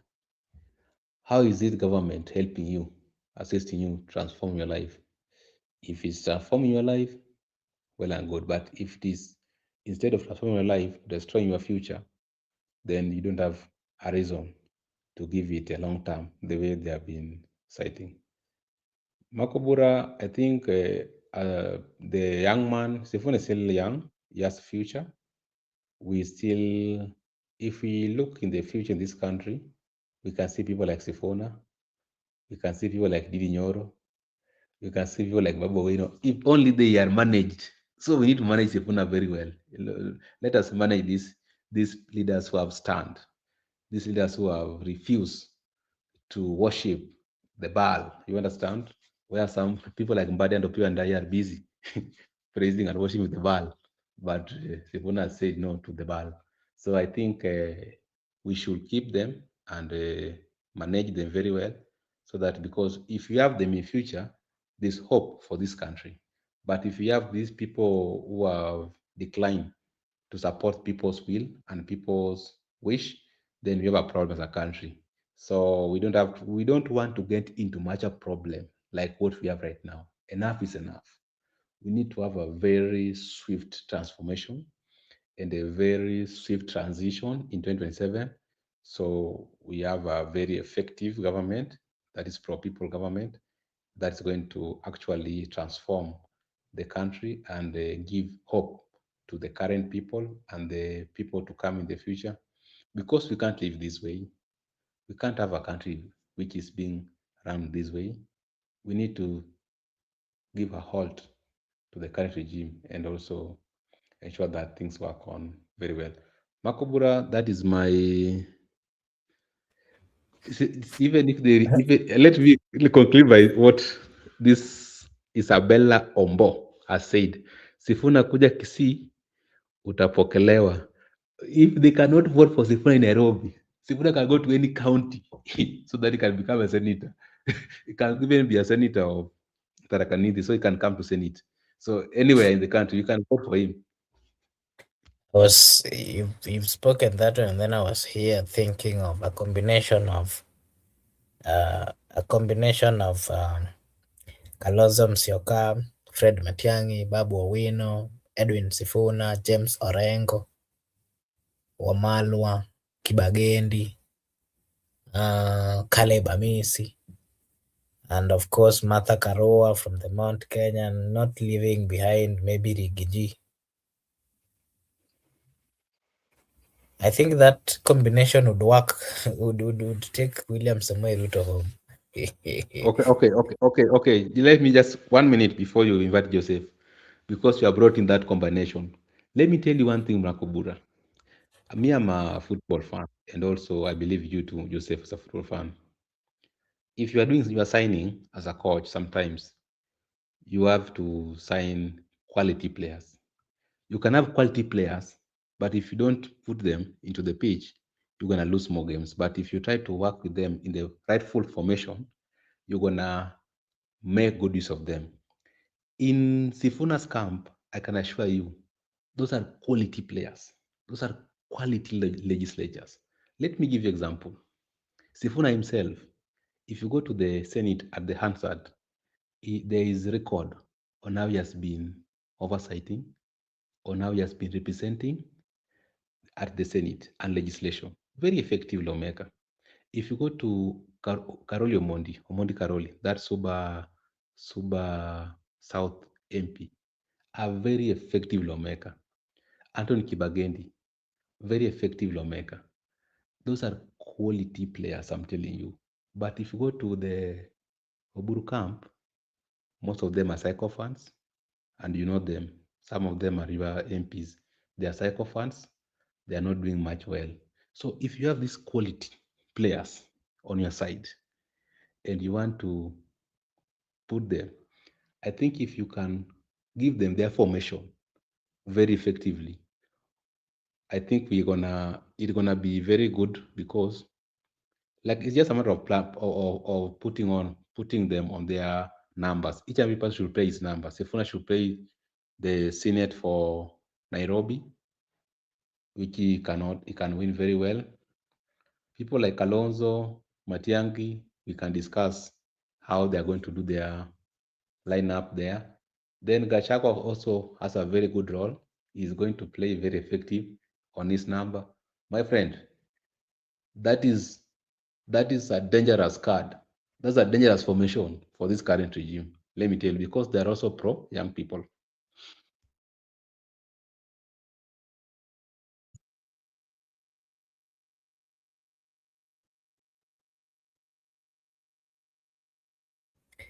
Yes, Joseph. But my brother Miguda, you need to know that the youth party, the youth leader does not know football. How do you expect him to know about signing? So one thing, one thing that I've noted is I've asked myself this question and nobody has, even Miguda has not answered me. Was this the same way as how Ababu Namwamba was resigned, whatever they said, resigned or chased? Was it the same way as how Ababu Namwamba was chased? Is this news the same way of Ababu Namwamba? That is the question I'm asking myself. And Magere, Miguda, I would like to hear from you. Was the news? Is the news the way it is trending? Is it the same way with Ababu Namwamba and Magere? The time they were chased. Okay. Give me like 30 seconds. I respond to you. What I have learned, and I want to try to answer your question. When Magarer was not that much popular, Ababu tried, but Ababu was not embraced because by that time, the ODM members actually celebrated, kicked him out. But this of Sifuna is quite different because the ODM members are sad. Some of the members in ODM are very sad and across the country. Sifuna has hit headlines and Sifuna has become the subject of discussion. Even if you go to X-Space, it's trending #1 by that time, I think 2 hours ago. And then it's quite different. So what I want to say is that the issue of Ababuna, the circumstances surrounding them, there's only one constant issue I want to agree with Ababuna Mwamba by then. And also I want to vindicate Gachagua. Gachagua said that ODM belongs to William Ruto. And very soon, Sifuna will be kicked out. And it has come to pass. So Gachagua has been vindicated. What Ababu said is this. Ababu said that ODM, there are people in that ODM. Their role is to protect the throne. And they want to ensure that status quo prevail. And you cannot notice them. You will only notice when you are out. So today, Ababu has also been vindicated. The people who make decision, they are invisible.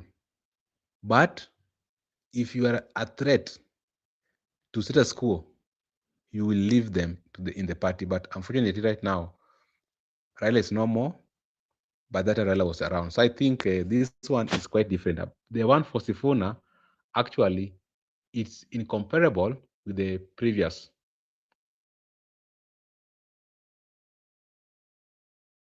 Yeah, thank you, Marco Bura, because that is one thing that I've noted. I've never seen somebody who has been embraced by people the same way I've seen Sifuna. You know, Sifuna, I've seen even Gen Zs, you know, I've seen even some posters. You remember the posters that were being put for the Rage, the 7 days of Rage? I've seen them. They have put some posters right now and they are saying that we must support Sifuna. And I think this one now is the final draw because, you know, also they have done it in a very tricky time because we are remaining 1 year to elections. It's by the way, it's 1 year because it's 1 year and some months because if we count elections will be in August. So we are counting is March, April, May, June, and July. So we are remaining 1 year and 5 months. So I think also it is going to shape up also some ideas of the general elections. And I hope that Sifuna even does not need to do so much campaign for his Nairobi senatorial bid, but I think he's going to find other people who are going to have also other interests. And I think today, because they released the news very late, Marco Bura, I think tomorrow you will hear the repercussions, starting from the Luya region, and also more so even in Nairobi, you will hear the repercussions that are going to be there. And I can see they have already started. I've seen some people even saying that mkataba yetu kama Waluya na ODM imeisha. I've seen some people talking even online. I don't know, you know, this one is going to be known very well. Kitachimbika because by the end of this week tutakuwa tumejua vile mambo itakuwa, but I'm waiting for the Kitengela one, the rally in Kitengela. That one will be, I think it will be massive. It will be very massive, that one, and it will be explosive. You know, even I've seen right now, I wanted to hear that conversation. I see Buddy is in JKL. is having a discussion, and I wanted also to hear what he's going to say about that ouster. But you already know what he's going to talk about because he's the one, I think. But let them be afraid because if there is somebody who's very dangerous to do a deal with is William Ruto. And right now, I've heard the youth leader said he want to become the deputy president. So what I'm going to tell Kindiki is need to be prepared that the ouster is coming. Ukiona mwenzako chake kikiweko kikitiwa maji akinyolewa chako kitie maji, so let him be ready. He's going to face also the ouster himself. Even though he's going to finish, he might finish this term and he'll be told to just be gone, and that one will be the end of his political career as a as a person. It will just be told he was a deputy. He was a deputy president for 2 months, 2 years, or is it 2.5? 2.5. So I think that is that. I'm very happy to hear Miguda. They have taken some stance. I think people need now to take stands because you cannot sit there and watch the party being taken to ruins. Because you know why I say the party is being taken to ruins. One thing, what was left by the late Raila Amolo Odinga when he was still alive was the party cannot go into negotiation just the way they want. You have to hold a meeting or an NDC to discuss the party resolutions. And you know, even what they are talking about, the 10-point agenda, you know, these guys, they are faking it. The 10-point agenda, they always say it was drafted by Sifuna. So who understand the 10-point agenda well? Them or Sifuna? Sifuna is the one who understands the 10-point agenda, the NADCO report. He knows it well than them. So when they come and say that they understand, I've seen even that acting secretary general, she's struggling. You know, Sifuna, it is in him. Even when he's talking, the things flow. I think he have a very hard time. But I've seen Robert saying that they are going to give out the name for it's called who for Junet Mohammed to be proposed as the SG. So we are going to see as the days go by, because even they have said the NDC to be 27. But I'm telling you that NDC, I see it to be an NDC of fracas. It will be an NDC of fracas. I think even the party leader will not be able to contain it. Because I think him fitting in Raila shoes, they are very big for him to fit. That one is one thing I've noticed. So thank you, Marco Bura, for hosting.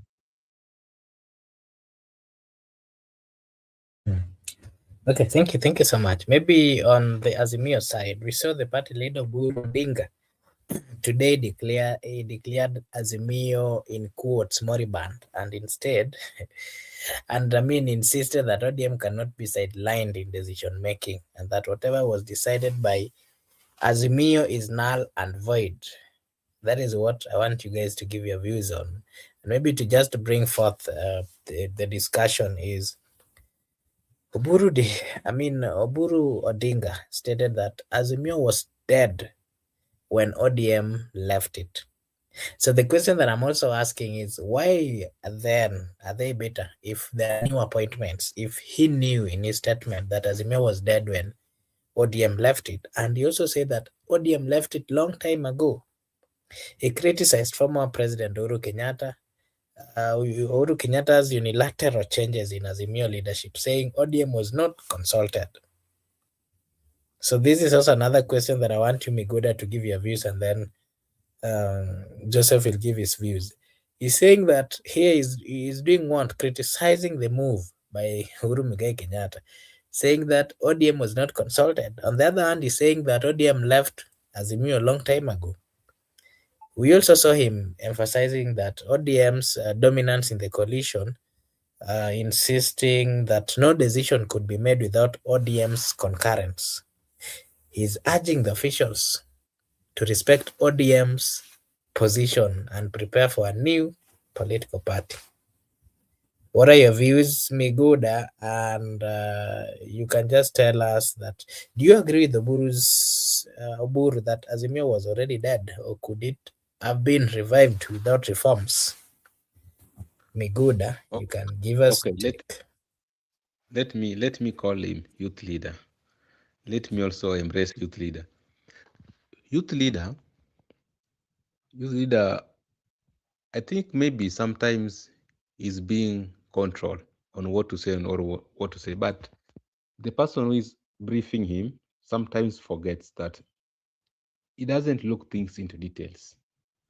Like the other time when he wrote on his X-Space that Sifuna position was not endorsed by the NDC. But forget that even him, he was just in acting capacity. He was never endorsed. So sometimes Oburu should be the person who is actually advising him or briefing him on what to say should look things into deeper sense. Because when he said that Azimio is dead, ODM left Azimio a long time ago. But why is it that ODM members are still holding positions of Azimio in the Senate and the National Assembly? If ODM left Azimio and Azimio is dead, then we know right now the minority in the National Assembly. So they should relinquish those minority whip, minority leader in Senate and National Assembly. They are holding to those positions, claiming that they are part and parcel of the Azimio. You understand? So when it comes to position, they are in Azimio. But when it comes to political arrangements, they are not in Azimio. So I think a party leader or youth leader should be sometimes he should have a spokesperson who should be consistent and should be very factual, because sometimes you get confused. This is how Raila started to confuse people. Then later we had that he is normal. When he was saying we are in government, we are not in government. Today Oburu has been saying that we don't want deputy president position.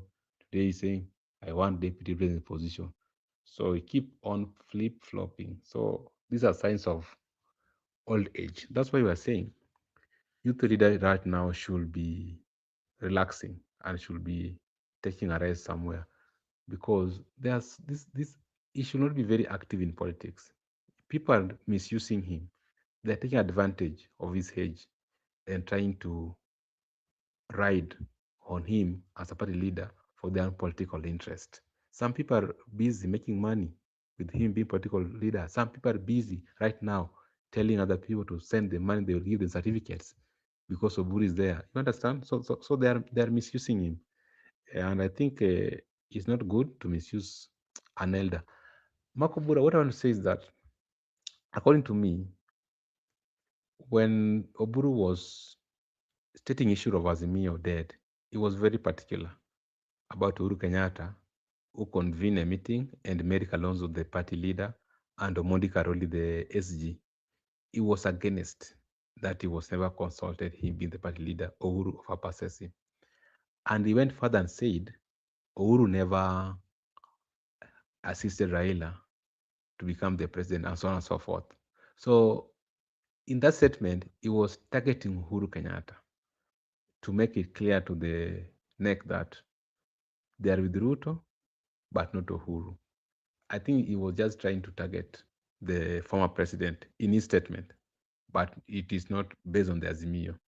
And he said they are going to formally write to political parties that they are now exiting Azimio. So if they write, it is now when it is officially confirmed. But when other people like you saw Mata Karua already has formally exit, so that one they have not exited. So I think sometimes, just like I've told you, you need to be very consistent. I need also to understand that if you have talked to the people previously, and your next audience also might have seen the clips of what you said. So don't forget that people don't follow you. People don't. So you keep on, and that's why we have the problem with our head of state. Because if he goes to Mandera, he thinks that the people of Mandera were not watching clips when he was in Meru. If he goes to Kisumu, it is that the people in Kisumu are not watching the clips when he was in Mombasa. So he keep on twisting things and keeps on lying. So people say, oh, I think, like I've told you before, some people still believe that this is the era of 80s, 90s, and early 90s, 70s, whereby Moi could be somewhere in Baringo and the next day he will be in Todonyang. So the people could not connect that what he has said there. But right now, whatever Ruto say today in Northeastern, we have them at our fingertips. So tomorrow when he will be somewhere, maybe in Kajiado, we will just real check and get the difference. So I think that's why I've said that party like ODM right now have been led by an experienced, and Raila died when he was old. We need a fresh blood, a young people to take over so that they can actually adapt with the current generation, because the future is the young people. The future of this country is the Gen Z and the millennials. Therefore, they need someone who actually blend with them, can incorporate their views, their ideals, so that we can have, and you cannot govern people with the different views from them. Maybe the younger people view this country a different way, but you want to govern them with the way Moi governed them. Govern people like Ruto when they were not president. And also we are forgetting, during Moi time, we never had a constitution, 2010. But right now, there's a constitution 2010, are different people. So you need to actually adapt yourself with the current constitution and the current views of the younger people. So it is very quite proper that we will not agree with these people until very end, because we cannot view things the way they are viewed. So that's why we don't have to agree as a young people that the party has been taken by youth leader, and the people surrounding youth leader are old guards. Then we are asking ourselves, if he's a youth leader, therefore he should be advocating for the rights of the youths, but it's doing contrary, advocating for the rights of the old guards. I think the issue of Azimio is just a subject of discussion. Number two, my second point, it has been brought by the current president to engage the public so that people can forget about Shah scandal. People can forget about many things that is happening, many things that are happening in the government. People can forget about corruption. People can forget about the agenda.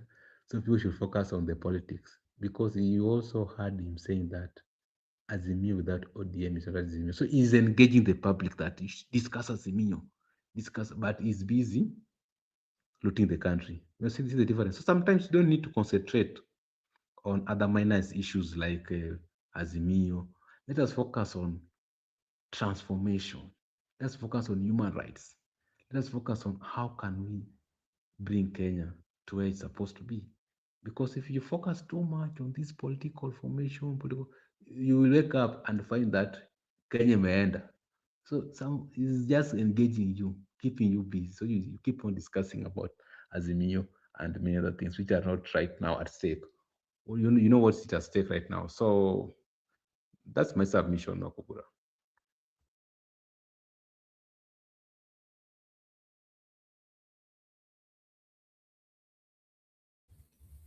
Joseph Wasemaji, what are your views on this statement? Thank you. You know, things are coming. They are coming thick and stiff. You know, I told you today it is. Is that day? Is that day? Is that day? You know, people are talking about Sifuna not being a very influential person, but he is truly, because if you see the amount of time unajua nimesikia Brother Miguda akisema is an elder. See, elder, yeye ni youth leader. That is what we call him. So the amount of times I've seen the youth leader talking about Sifuna even are uncountable. If you see somebody who is being talked too much, just know that guy is cold. Ukiona kitu yoyote kunaambiaga, ukiona matunda ambayo yanashinda yakipigwa na mawe ama yanashinda yakitusiwa, hata Sijui kama ulisoma ile hadithi ya kaka Sungura alipoona mzabibu ambao uko na mazabibu ilikuwa matamu sana na akashindwa kuyachuna. Alifanya nini Marco Bura? Alianza kuyatusi na kusema si matamu. So that was what has been happening today, and I think this thing is not going to end. I've heard even people saying that they are going to print t-shirts for Sifuna, and they are going to be wearing them even for the rallies. So it is, I think even Gen Z, you know why Sifuna is being appreciated, Marco Bura? He's been appreciated because of so many things. Do you remember when the Gen Z were being shot in parliament? You remember when they were being shot? The time the police were shooting live ammunition? He was one of the guys who went to shield and stop a police officer from shooting when he was shooting at the. That picture even is being shown even all over when he was stopping that police officer and asking him why you are shooting people instead of shooting tear gas. You are using live ammunition, and I think that thing has really touched the Gen Z. And I'm telling you, this movement, they might have thought that they have stopped something, but they have started a movement that is not going to end. And I'm telling you, maybe the Gen Z had lost all the hope, because that is what I think. The Gen Z had lost all the hope because they were seeing what kind of people are we going to elect? Are we going to elect people who have been there in these governments? I think that's why even you see most of them were not coming out in large numbers to vote and to take IDs. But let me tell you, this is a game changer. I think things happen for a reason, and this is a game changer. Sifuna is a youth, he's a millennial, but he's also closer to the Gen Z than the way you can see other leaders. There is no way you're going to tell me that youth leader is going to be able to talk even the Sheng. Najua nimeona Abdulswamad ameandika ati party leader ni mjamo. Does even party leader know mjamo ni kusema nini, Marco Bura? He does not know. He does not know how to relate with youth. And most of the people who are going to vote in this election, most of them, not even majority, they are going to be young people. And the young people are going to come from 40 to downwards. So there is a war which is brewing. And I don't know if Miguda is seeing this war. There is a war which is brewing down there. And even these people you are saying, unajua nasikia Marco Bura unahesabu akina Kalonzo, unahesabu akina Matiang'i, unahesabu akina Gachagua. I'm telling you, the war that is brewing is the war between these young people. These young people that are coming up, the likes of akina Sifuna, the likes of akina Ndindi Nyoro, the likes of akina Caleb Bamisi, those young people that are propping up, the likes of Babu Owino, the likes of Winnie Odinga, because those are young people. And I'm telling you, they are going to give them a hell of a ride that they are not going to ever believe. They are not going to believe what hit them. I'm here telling you, Marco Bura and Miguda, these young people are going to hit these people with the firepower that they are going to hit them with. They will never believe what has hit them. They just hear the aches after the battle, after the battle that is going to brew, and the punches that are going to be forwarded to them. Because what is happening in Uganda, Uganda, we might say it's a dictatorial everything, but it has the least youngest population, even though Museveni has had it in grip because of the army. But you can see the revolution that the young people are bringing everywhere, even in Tanzania. That one is the same case in Kenya, because Kenya, we have a young population. And I can see even the young population here, they are supporting their own. Kwa nini nimesikia mkiongea kuhusu nini? Si Marco Bura nimesikia ukisema ni Sifuna. Nasikia Miguda anasema ni Sifuna. Mimi nasema ni Sifuna. These are young people. We are young people. We have not aged. We have not entered into mi bado millennium, mimi sijaingia hiyo, mimi siko hiyo kwa generation wanaita go boomers ama wanaitwa nini. So let them not play with young people. We are very hungry. And in the next few, kwanza hiyo Kitengela mimi sijui. Hiyo mimi nakwambia hiyo hata I'm going to be checking it. Most of the people there are going to be young people. And you're going to tell me.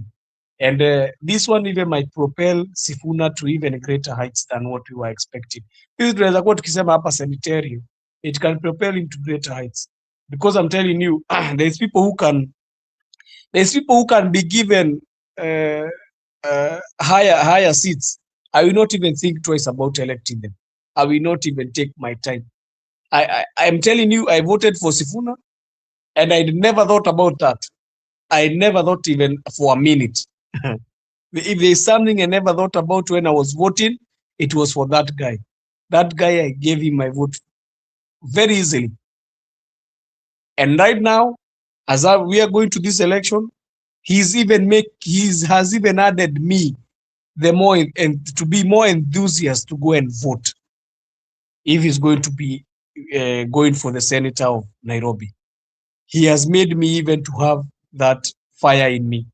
Niamke mapema. I make sure I do my civic duty to vote. My vote might be mine, but I'm going to give it to Sifuna. So let them talk. They say the majority will have their way. Let them have their way, but the majority in the election, they have had the majority in their cabal, but the majority in the general election will show them what we are trying to say.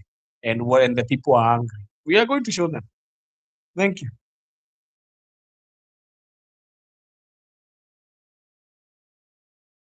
Okay, thank you so much Joseph, and maybe I can see msimamo is here. Labda kabla nirudi kwa Migoda, acha pia msimamo apeane maoni yake hapa. Msimamo, Oburu anasema Azimio was dead when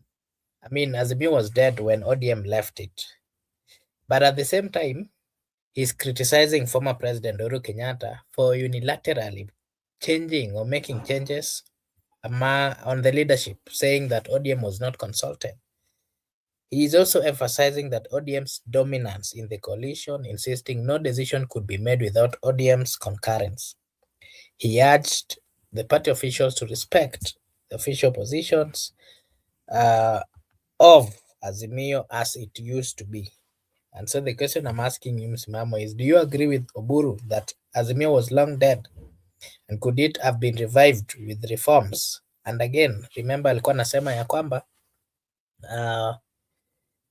ODM died long time ago, but at the same time he's also questioning why there were elections within, there were political, changes amongst the leadership. What are your views, Msimamo?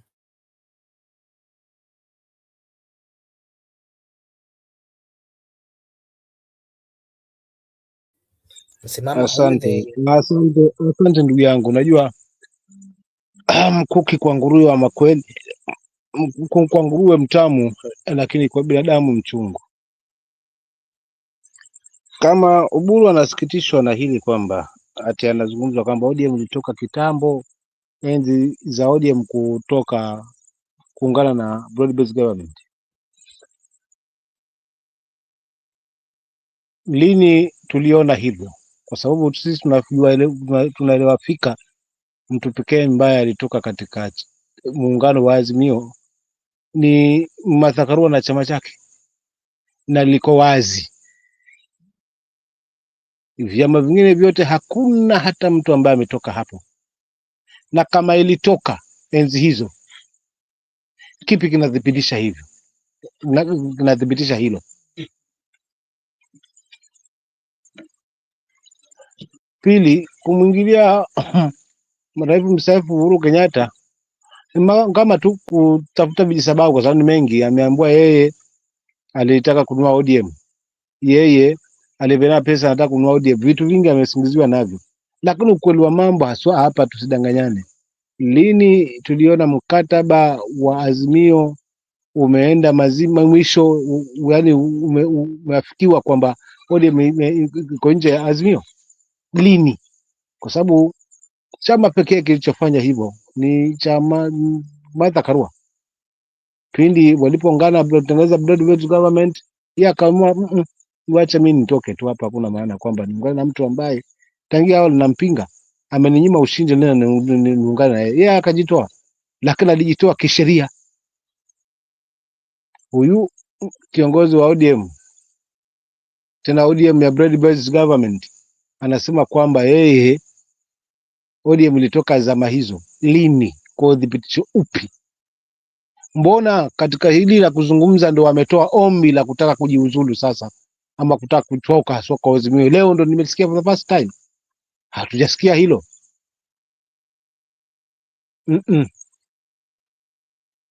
Huyu kiongozi nishaanza kumtilia mashaka mimi kwamba anapotandika sipo, kama ni amekorogwa na manukato ya State House.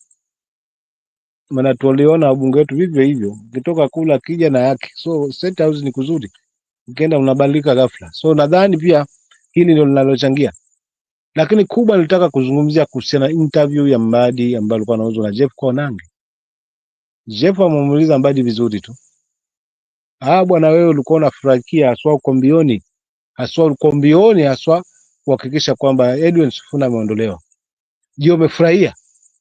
Nimuuliza hivyo hivyo. Si mambo na kufurahia, sisi tumefuta katiba ya chama.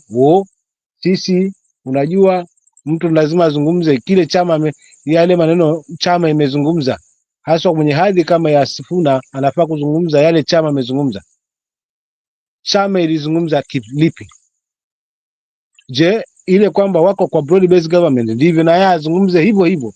Kwa hivyo atakuwa yuko pale, lakini hana mandate kama kiongozi kuzungumza feelings zake, kwa sababu akizungumza feelings zake alikuwa azungumze chini chini, yani kisieleweke wao kwa wao huko ndani, lakini ikitokea hapa juu azungumze kwamba mimi niko kwa broad based government, ndio ingekuwa nusuru kwake, kwa sababu amezungumza sauti ya chama.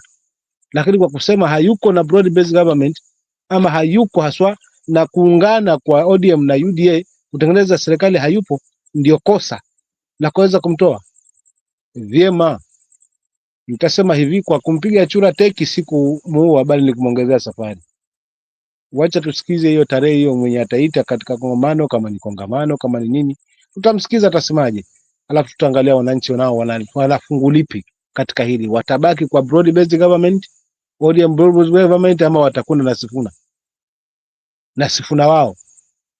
Na ombi langu wananchi waende kule kule Sifuna yuko, alafu tutazame hii broad based government ambayo inajibika gifua, nguvu yake iko wapi?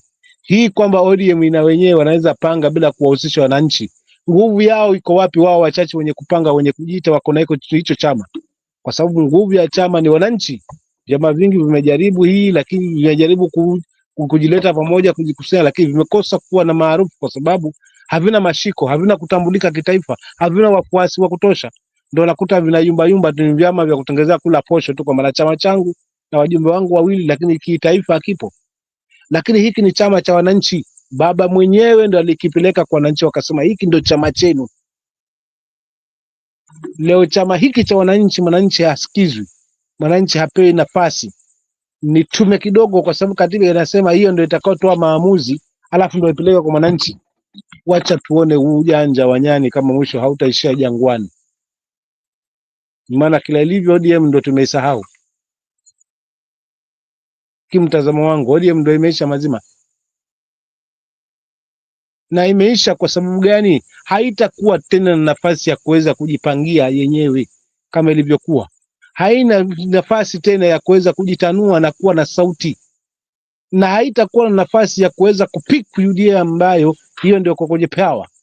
Lazima kila ilivyo, wakitaka kufanya rally lazima waende wakaanguke miguuni, wakitaka kufanya hiki lazima waende wakaanguke miguuni, na ndio mwisho wa kuizika na kuiweka ODM kwa chama ya ngome tu. Haisi kwamba itakufa kabisa, itakuwa ipo, lakini itaanza kwanza ni ya ngome, then the working ya watu wawili wa kutengeneza wajumbe wale pesa. Hapo ndo inaishia.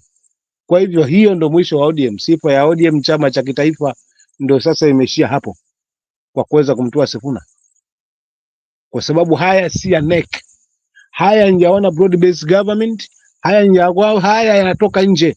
Hawa waliojiunga kwa lazima na wakaja spidi kusema kwamba sisi tuko ndani. Hawa wanajua walipotoa haya maamuzi haya, ya kuweza kumtimua Sifuna kwa sababu ameenda kinyume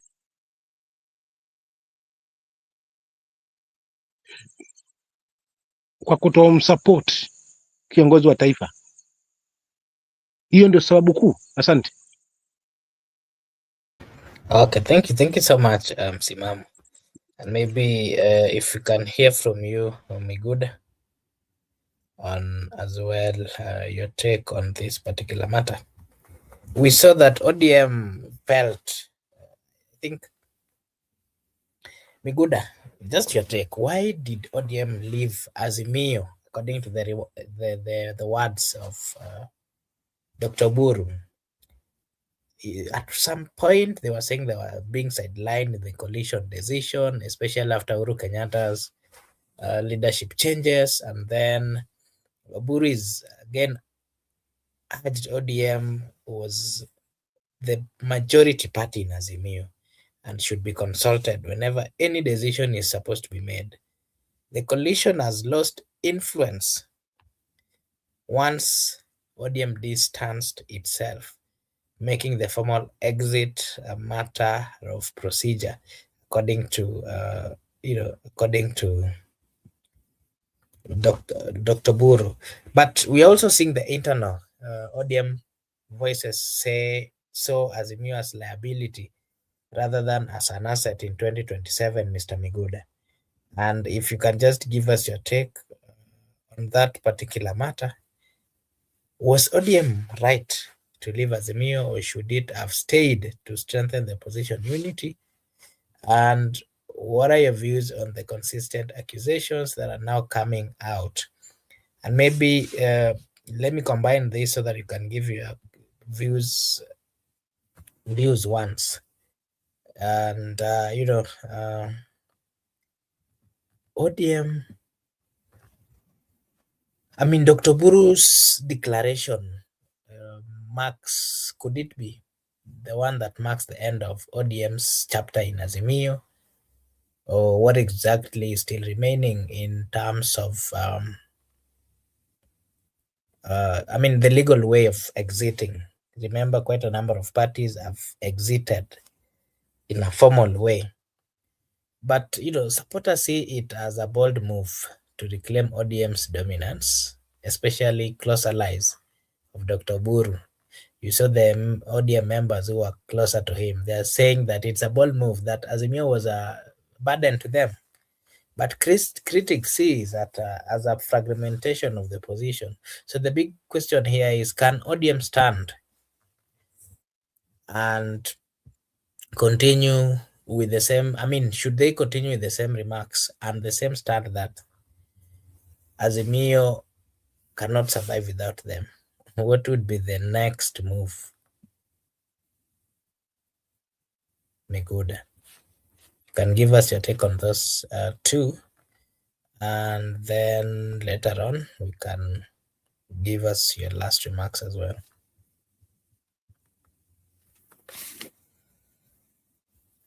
Miguda?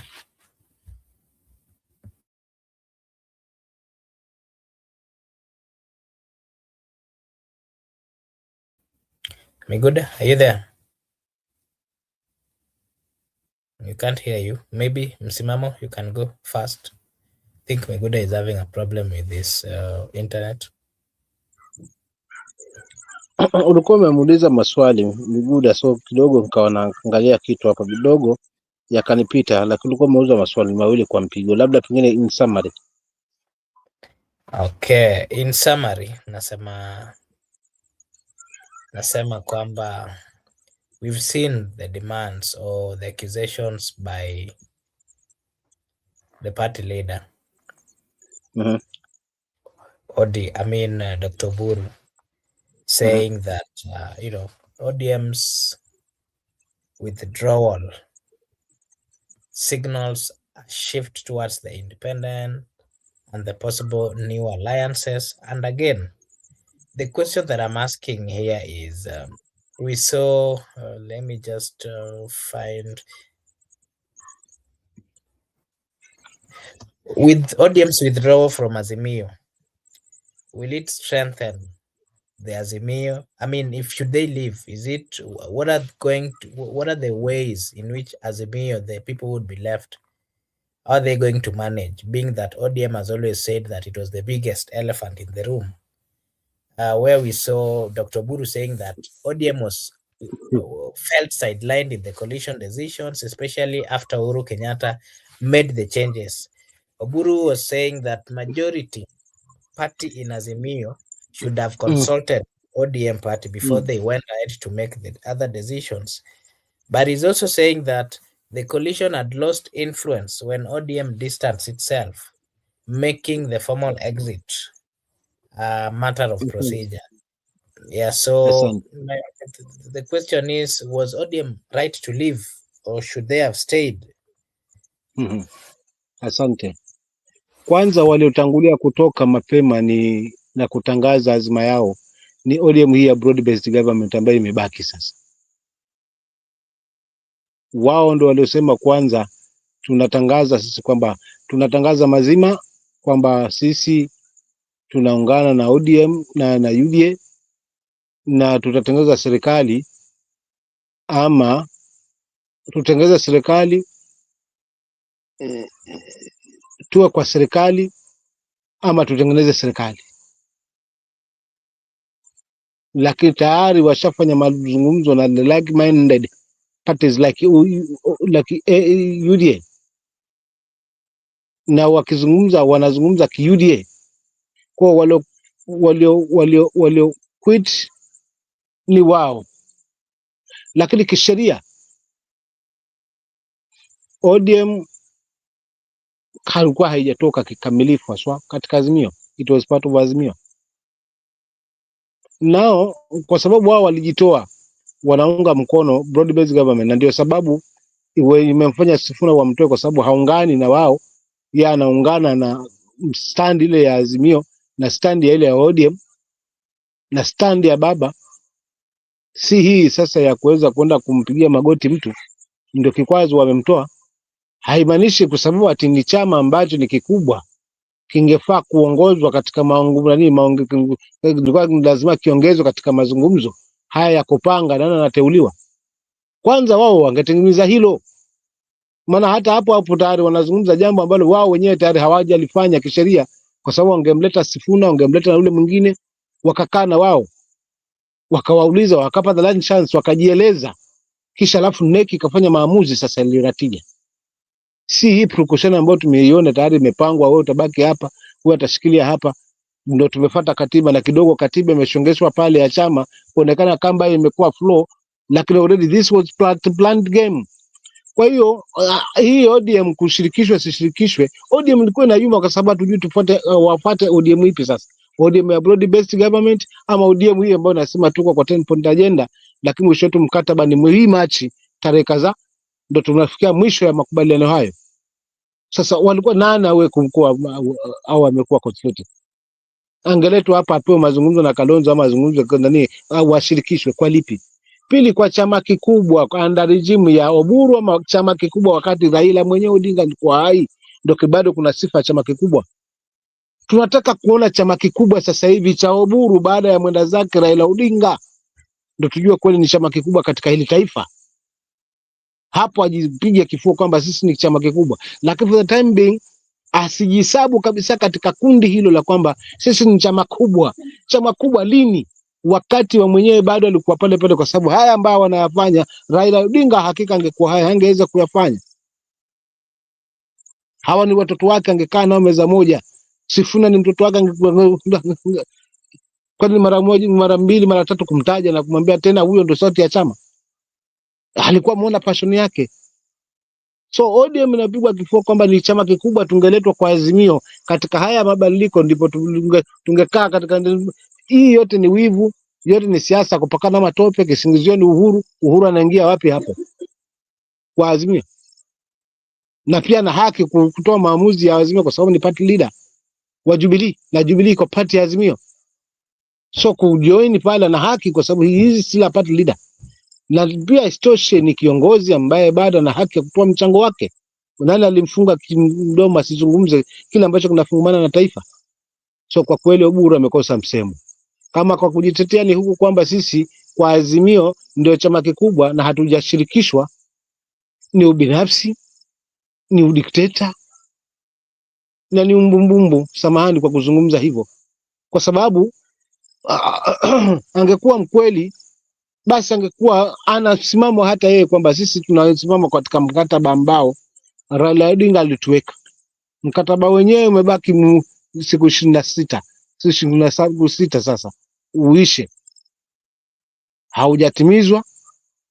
Medical report haijatimizwa. Leo ndo tumesikia kuna audit kwamba wana mabadiliko ambayo yamefanyika, yani kupakana vitu vya matope alafu kupaka vitu vingine mafuta vionekane. Hii ndio siasa ambayo haina tija, kwa sababu ni siasa ya wachache, wale wengine wabaki njaa, wengi wabaki njaa.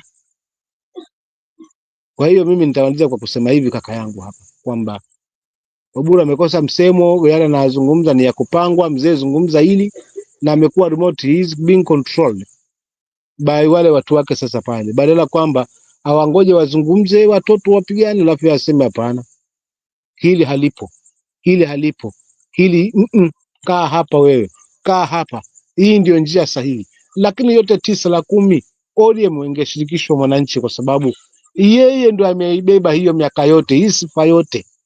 Ni chama kubwa, ni sababu ya wafuasi wale wengi. Wamepewa nafasi gani? Mbona sasa hivi imekuwa ODM ya wachache wazungumze ndo waje kwa niaba ya wananchi? Mbona wananchi wenyewe ambao wamelinda ODM yao kwa hii miaka kwa kisha itakuwa ni chama kubwa, mbona wasipewe nafasi ya kuweza kutoa maamuzi na wakashirikishwa haswa masuala haya ambayo ameweza kuyazungumza? Kama itakuwa hana tija, mwananchi atajua, kwa sababu mwananchi hajalalamika kuhusiana na Sifuna. Waliolalamika ni viongozi walio ndani haswa ya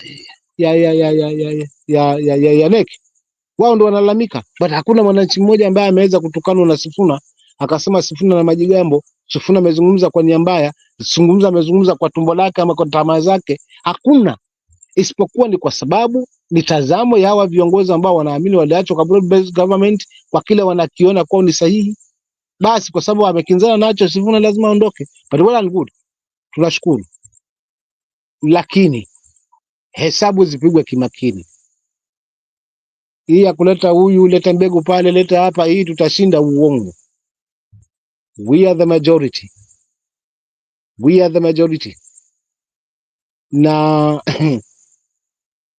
wacha tuone itakuwaje. Then la mwisho ni la Cheruiyot, kauli aliyozungumza mimi haijanikosha, kwamba hakuna mtu, hakuna kabila linaweza gusa Wakale.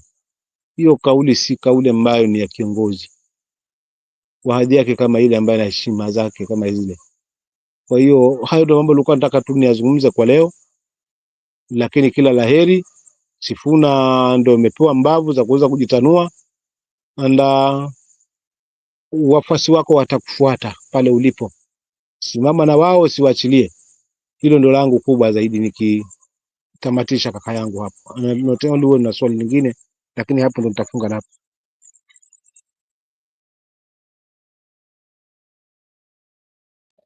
Labda swali moja, swali langu la mwisho. Sifuna bado ana mashida mingi. The governors, the Council of Governors have issued an ultimatum to the Speaker, the Senate, saying that Sifuna, Senator Kajwang, Senator Cherargei, and the other senator from, I'm forgetting his name, that they are extorting them. That he is extorting them. And then they're also saying that they're being harassed. And for that reason, they'll not be appearing to give their views in terms of the management of the counties. What are your views? Are they being genuine? Governors or what? Or senators? Can I get the exact? Nasema governors, the councils of governors. You know very well that governors have been appearing before the Senate. Give a presentation how they've been managing the counties.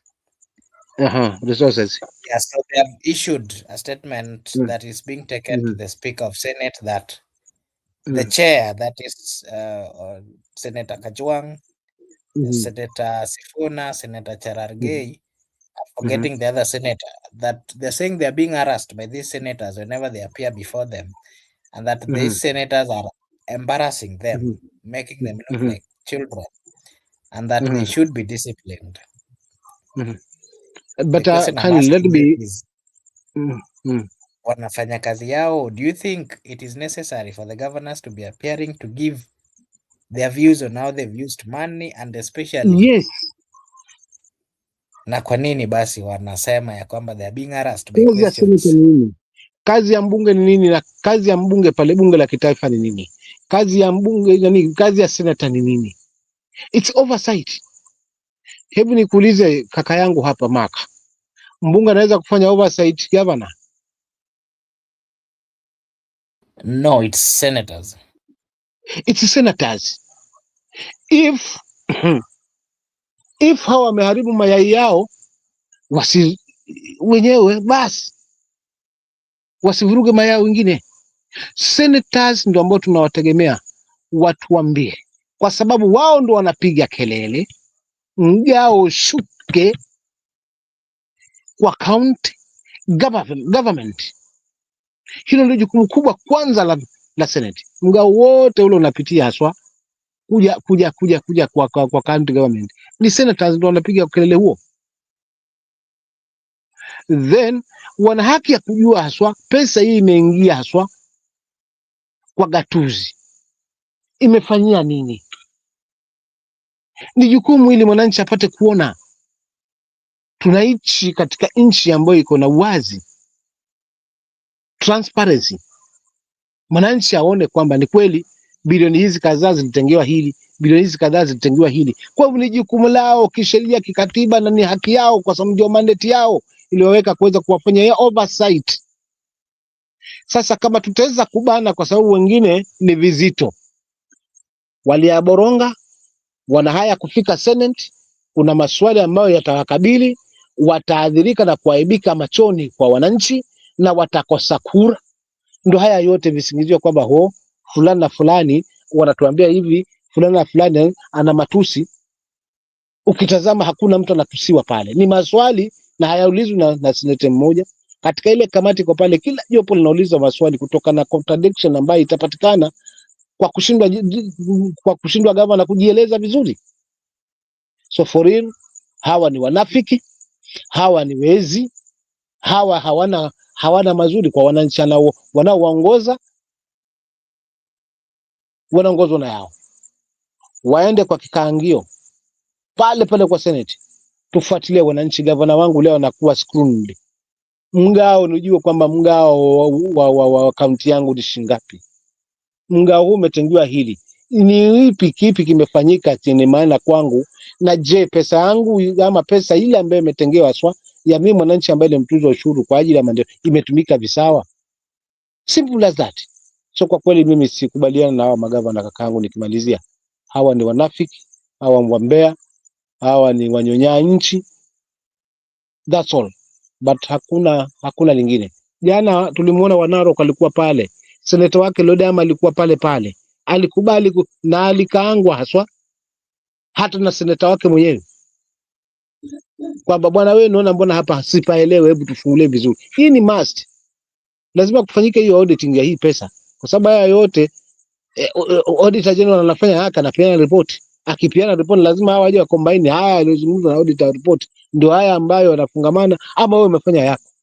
That's what, hivyo ndio ambavyo jukumu la Senate kutuwakilisha. Hakuna kingine ambacho sisi tunawakilishwa hapo. So kwa kweli hao magavana ni wanafiki. Nikijibu swali lako kaka katika hiyo hali, asante.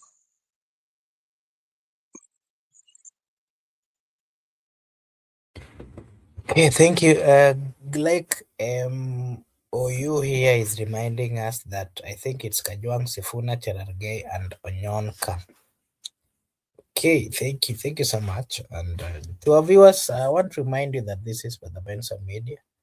We do have this kind of conversations on a daily basis. So if you're new here, we request you just like and subscribe, hit the button so that whenever we are starting or having a conversation, you'll be notified. And possibly you'll also join and give us your take. Normally, if maybe you also want to join, we do share a link at the comment section. You can just click on the link. It will direct you to the studio so that you can also join and give us your view. And today we've had a discussion. We were just trying to give our views on what is currently trending on the issue of Edwin Sifuna. Edwin Sifuna has gone through quite a lot. And just to give an overview of what we were discussing today is why the ODM party removed Edwin Sifuna, where we saw the ODM NEC cited indiscipline and violation of party protocol as the main reasons. And again, we saw leaders argued that Sifuna's conduct undermined ODM unity and discipline. We saw Catherine Omanyo, Busia Women Representative, has been appointed acting Secretary General until elections are held. Some leaders like Nandi Senator Samson Cherargei praised the move as restoring sanity in ODM. And remember, they're not even part of ODM members. Supporters of Sifuna condemned the decision, saying it is politically motivated. I'll give you a chance to give your view. Msimamo kidogo tu nimalize hii. And so something else, maybe an overview of what we've just spoken about is we're also seeing mixed reactions. ODM insider aligned with the Oburu Odinga welcomed the move, while Sifuna allies saw it as betrayal. Mbadi and other ODM leaders have long criticized Sifuna's leadership style, accusing him of advancing a different agenda. This mirrors past ODM conflicts such as Ababu Namwamba and Magerer's Oster. The removal highlights ODM's struggle to balance loyalty, discipline, and generational change. And ODM is at a crossroad. Of course, Raila's role is shifting, and Oburu is emerging as a new leader, partly with a lot of criticism. So removing Sifuna could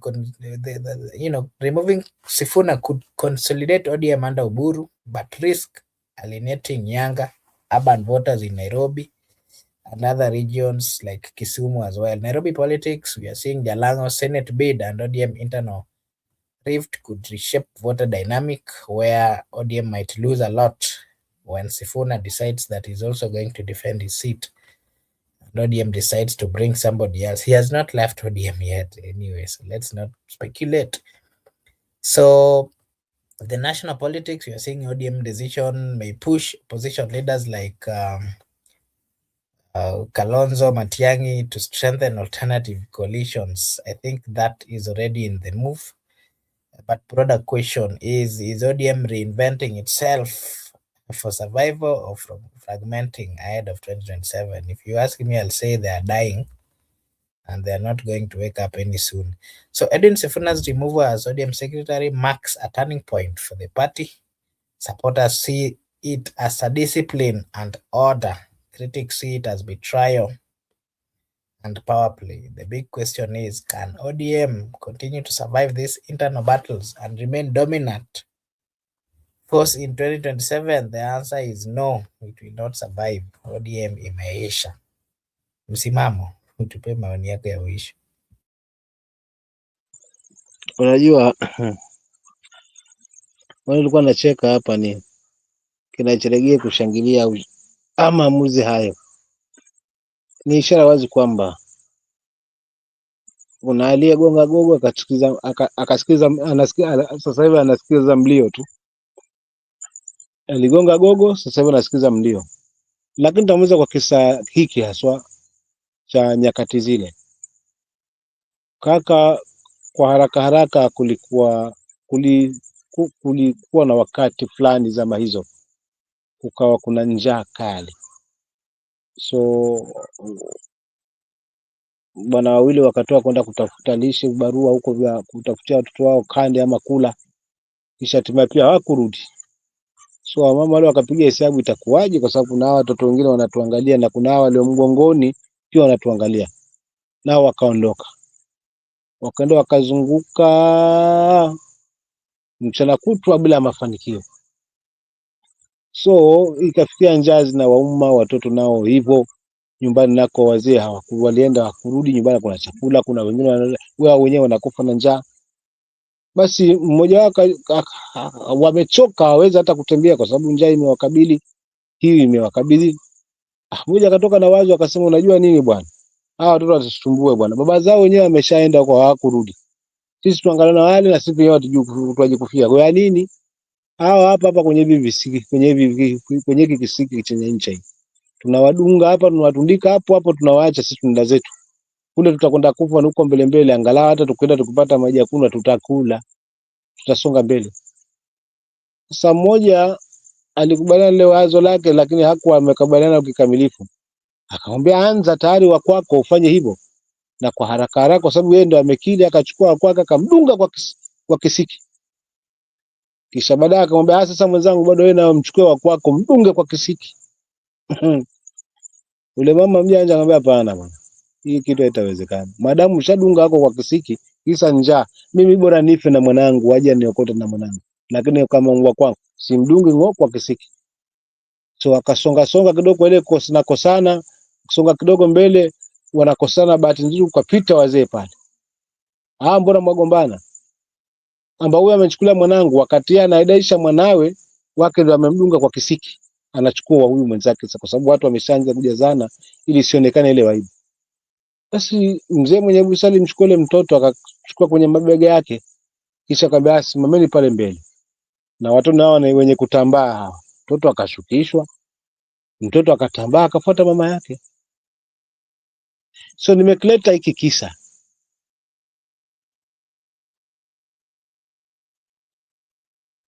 ili kuambatishana na yale ambayo yamejiri kwa ujumla. Kuna wale wamemdunga mtoto kwenye kisiki wakitafuta visingizio, na kuna yule aliyokataa kabisa. Sasa hivi ni mtoto ametambaishwa, huyu afuate mama yake. Tuangalie mwananchi hapa, ndio mtoto amewekwa chini, atafuata broad based government kwa sababu ya matongo ya mkononi na siasa chafu ile upande huo wa kuweza kudua everything. Wanataka kurithi siasa hiyo, wanataka kurithi mifumo hiyo ambayo baba hakuwa nayo tangia awali. Washa tuone, ama wananchi watafuata huku, watatambaa. Huyu mtoto ambaye ni mwananchi atatambaa kuelekeza Sifuna, ama atatambaa kuelekeza Oburu Odinga pamoja na broad based government. Langu ni jicho. Kila laheri bwana Sifuna na kila laheri ODM. Na la mwisho kabisa, nimkaribishe bwana Sifuna mahali popote alipo. Mimi nahitaji kiongozi mwenye sauti kama hivyo. Kwa hivyo akija upande wetu wa PLP atasaidia pakubwa. Alamsiki. Wale tuko kwa comment section, chukweni zangu pia ni waage, na pia ndugu yangu hapa naye ni muage vile vile. Asante. Msiki, thank you so much bwana Msimamo kwa kupata nafasi kujiunga nasi jioni ya leo ama usiku huu wa leo. Vile vile bila kusahau Miguda amekuwa na sisi hapa, tunampongeza pia, asante. Bila kusahau mwenzetu Joseph pia alikuwa nasi hapa, tunamshukuru. Na vile vile brother Benson was also here. We really appreciate the fact that you found your time to join us this evening and possibly to give us your take. Not forgetting our good viewers, we really acknowledge and say a big thank you to everyone who joined us. And maybe to just mention but a few: Austin, Brenda, Tony, Mike, Benson, amongst others. There's Glyke, I saw Anthony Mweni, Shaima, Margaret, Frederick, Naisal, everyone who joined us. We really appreciate. Mdumez, thank you so much. We really appreciate, and we request you that you just hit the subscription button, and possibly as a way of supporting us, so that whenever we are having this kind of conversations, you'll be notified and possibly you'll be able to join us. This is Brother Benson Media. Over here, we do say that your opinion counts. If you're watching for the first time, kindly like and subscribe, because if you do so, it is a way of supporting us. Na sisi hapa tutasema ni asante. Allow me to take this opportunity once again to appreciate everyone and say a big thank you, and to wish you all a blessed night a blessed morning, a blessed afternoon, a blessed evening from wherever you're watching us from. This is Brother Benson Media. May God bless you. See you again tomorrow. Bye-bye for now.